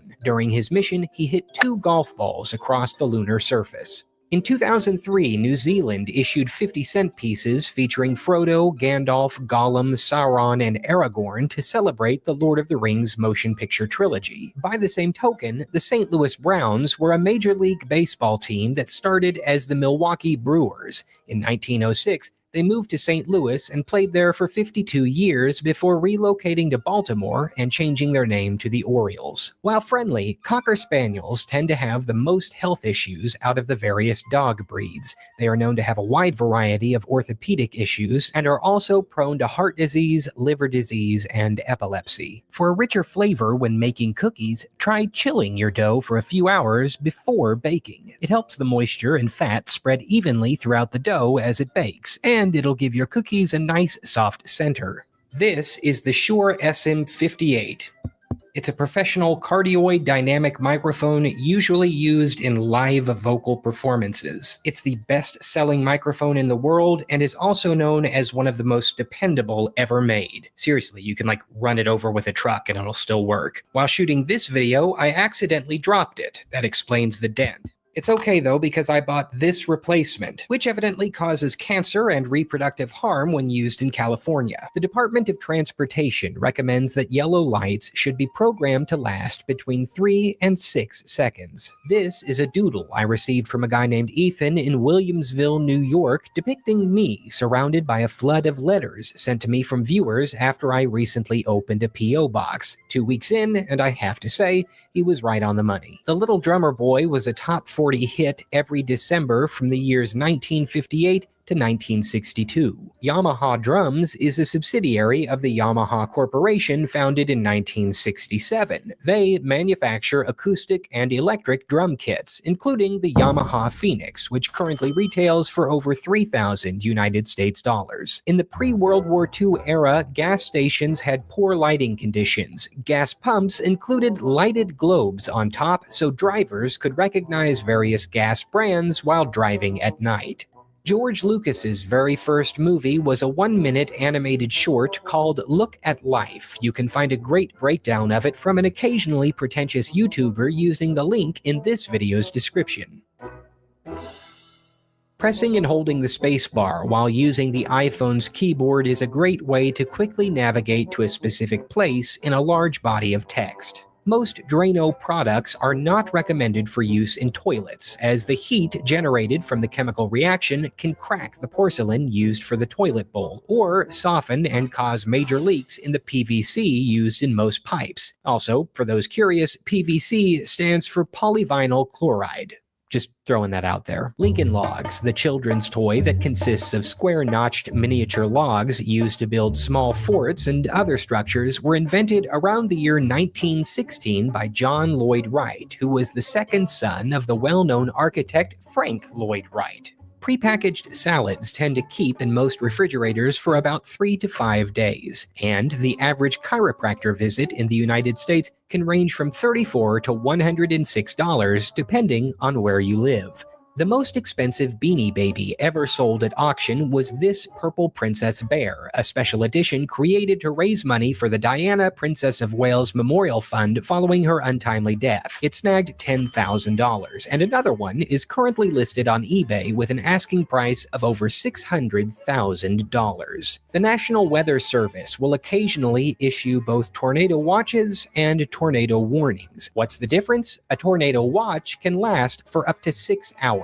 And means tornadic storms are possible in the area. During that time frame, it is advisable to make shelter preparations. A tornado warning means that a tornado has either been observed or detected in an area, and shelter needs to be taken immediately. These can last for up to an hour. You aren't just getting bigger, the candy is getting smaller. Shrinkflation is the seedy practice of subtly reducing the size of a product while keeping or raising its original price. In 2010, Kraft reduced its 200-gram Toblerone bar to 170 grams. In March 2014, Coca-Cola reduced the size of their 2-liter bottles to 1.75 liters.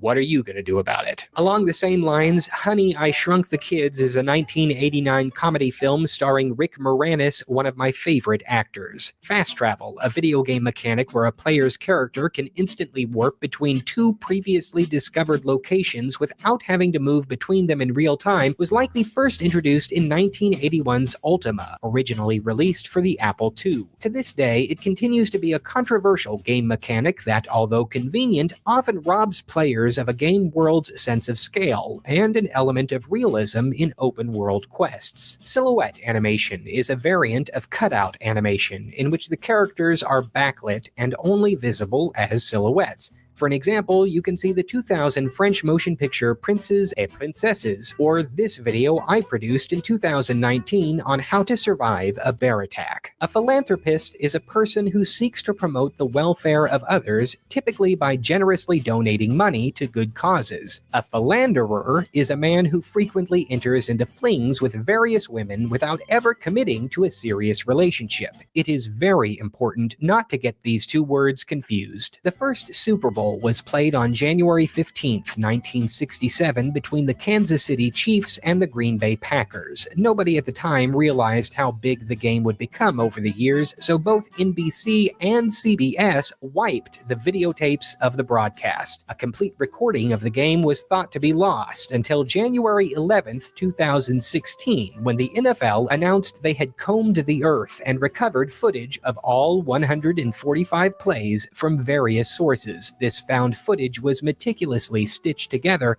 and the game was finally re-aired in its entirety 49 years after the original broadcast.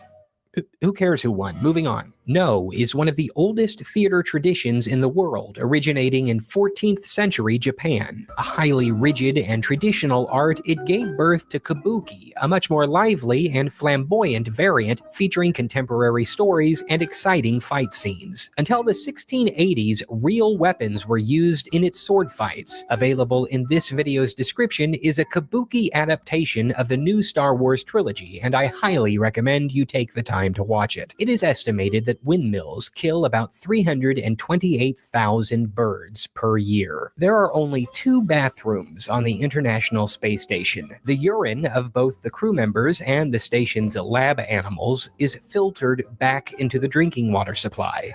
Wild Bill Curry was one of the first professional wrestlers to use a folding chair in the ring. The first text message was sent on December 3rd, 1992. The average person has about 10,000 taste buds, most of which are replaced every 2 weeks or so. In his younger years, Herbert Hoover lived in China with his wife, developing gold mines on behalf of the Chinese Engineering and Mining Company. While there, the couple learned how to speak the native language. Years later, when he served as the 31st President of the United States, the couple could have private conversations in Mandarin without fear of anyone eavesdropping. Sprinkles last for about 3 to 5 years after the Best By date stamped on the container. Of the 413,752 votes cast in the 1926 Nebraska gubernatorial election, 7 were for write-in candidates. Over a 78.5-year lifetime, the average person will use 656 bars of soap. The 2017-2018 model of the popular Titleist Pro V1 golf ball has 352 dimples. Starting with iOS 7, the iPhone's clock icon became animated to reflect the current time. An average of 21 games were released every day in the year 2017 through Steam, a video game digital distribution service by the company Valve. For those interested, it was 45 degrees Fahrenheit at 6:31 p.m. in Tokyo, Japan on March 13, 2003. According to the National Highway Traffic Safety Administration, most car accidents occur between 3 and 6 p.m. due to the high volume of vehicles on the road. Saturday is considered the most dangerous day of the week to drive. The Columbia Pictures film To Sir with Love was the 6th highest grossing movie of 1967. Speaking of which, the planet Jupiter has 67 confirmed and named moons. The New York Knicks had a record of 43 and 39 in the 1967-68 season. They finished 3rd in the NBA's Eastern Division. About 14.5 billion spam emails are sent every single day. They account for 45% of total emails, and they usually generate 1 reply for every 12.5 million sent. The bicycle was invented in 1817. On February 7th of that same year, Baltimore became the first American city lit by gas street lamps. After both players take a single turn in a game of chess, there are 400 possible board setups. After the second pair of turns, the number increases to 197,742. And after 3 turns, the number increases to 121 million. The Polaroid Corporation hit its peak revenue with $3 billion United States dollars in the year 1991. Mississippi's state flower is the magnolia, and last but not least, in an official survey conducted by the company Crayola in both the years 1999 and 2000, the most popular Crayola color was blue. 6 other shades of blue finished in the top 10, including cerulean, midnight blue, aquamarine, periwinkle, denim, and blizzard blue. I hope that was everything you've ever dreamed of. Maybe you like my channel, maybe you hate it, but never tell anybody that I never taught you anything. Here's some...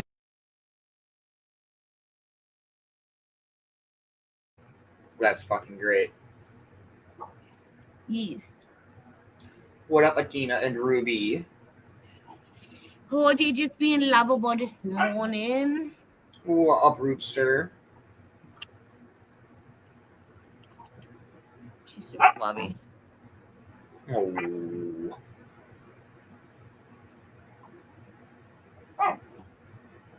Oh. Oh.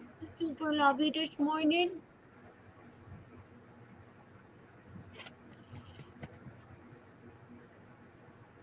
Come on, Kay, say good morning. They say good morning.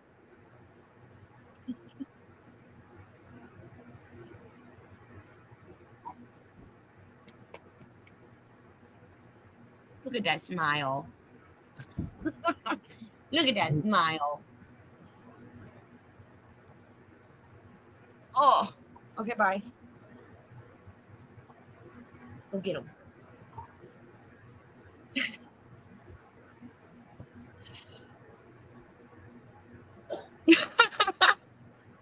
It's okay, Ma. I knew what you meant. All right, happy almost 4:20, everybody. We'll play a song and see where we're at with our morning. Let's go. Cheers. Mr. Bassman, you've got that certain something. Mr. Bassman, you set that music thumping. To you it's easy when you go 1, 2, 3, ba-ba-ba-ba. You mean ba-ba-ba-ba-ba-ba-ba-ba? Yeah, Mr. Bassman, you're on all the songs with a boom-boom and a boom-boom-boom. Hey, Mr. Bassman, you're the hidden king of rock and roll. No, ba-ba-ba-ba-ba-ba-ba-ba-ba. Oh, it don't mean a thing when the lead is singing or when he goes hi. Hey, Mr. Bassman, I'm asking just one thing. Will you teach me? Yeah, the way you sing. 'Cause Mr. Bassman, I wanna be a bassman too. That is ba-ba-ba-ba-ba-ba-ba-ba-ba. Oh, Mr. Bassman, I really think I'm with it. With a boom boom and do. Come on, Mr. Bassman. Now I'm a bassman. Do-do-do-ba-ba. That's it.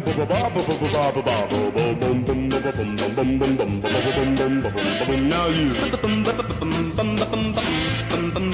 With me.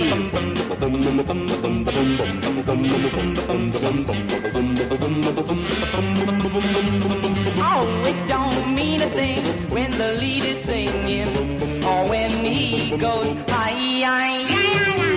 Hey, Mr. Bassman, I'm asking just one thing. Will you teach me? Yeah, the way you sing. 'Cause Mr. Bassman, I wanna be a bassman too. That is ba-ba-ba-ba-ba-ba-ba-ba. Yeah, Mr. Bassman, I think I'm really with it. With the boom boom and a boom boom do do do do. Come on, Mr. Bassman. Now I'm a bassman. You did it bop bop. Now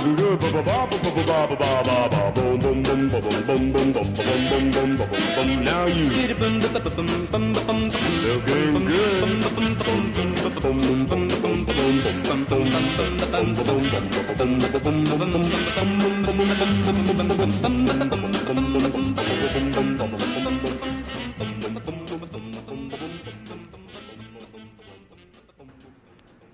It's alright, it's Saturday. Ain't gotta type nothing correctly. Okay, it's every day with me. It's okay. It's okay. Yes. Oh man. Well, Cornbread, should we say our farewell, smoke one more this morning? Yes. Hope everybody's had a dope Saturday morning. Cornbread, salutes. Much love, everybody. I hope you all have had a great Saturday morning. Let's go. Make sure you're following everybody you're interacting with. Make sure you're following everybody in the Cove Production. You don't want to miss out. Let's go. It's Saturday. Stay lifted, stay positive, and I will see y'all when I see y'all. Much love, everyone, and enjoy your morning. Much love, everybody. Thank you guys for hanging out this morning. It has been a dope, solid gold Saturday. Hope to see everybody this afternoon. We'll just be kind of hanging out. Who knows? I don't know. And no show tonight. We are taking the night off, and we'll be kind of chilling tonight. Hope to see everybody later this afternoon. Make sure you're following everybody on the Cove team. Yeah. Much love, everybody. It's been a dope-ass morning. And let's go with some King of the Road. Cheers, everybody.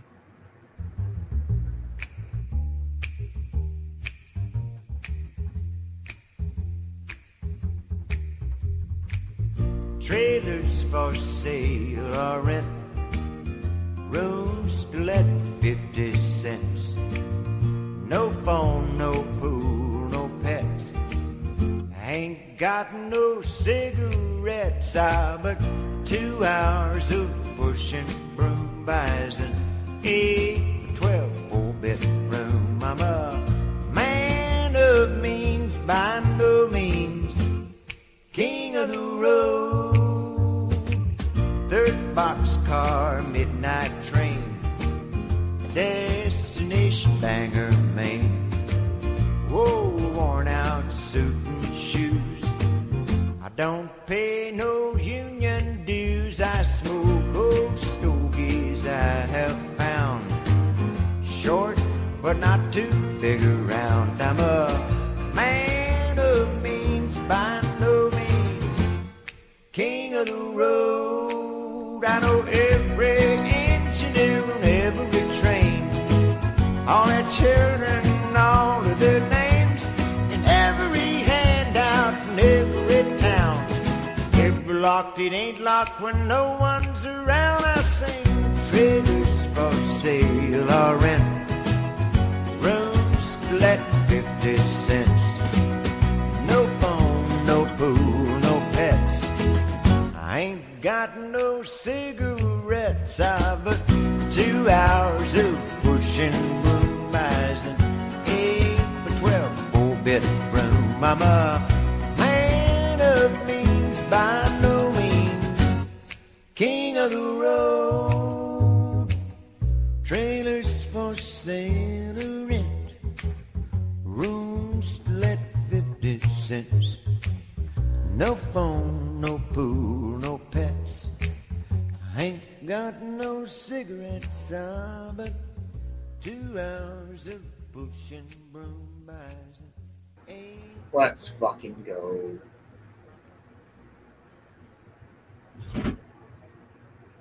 Let's go. Much love, everybody. We'll catch you guys this afternoon. Much love, everyone.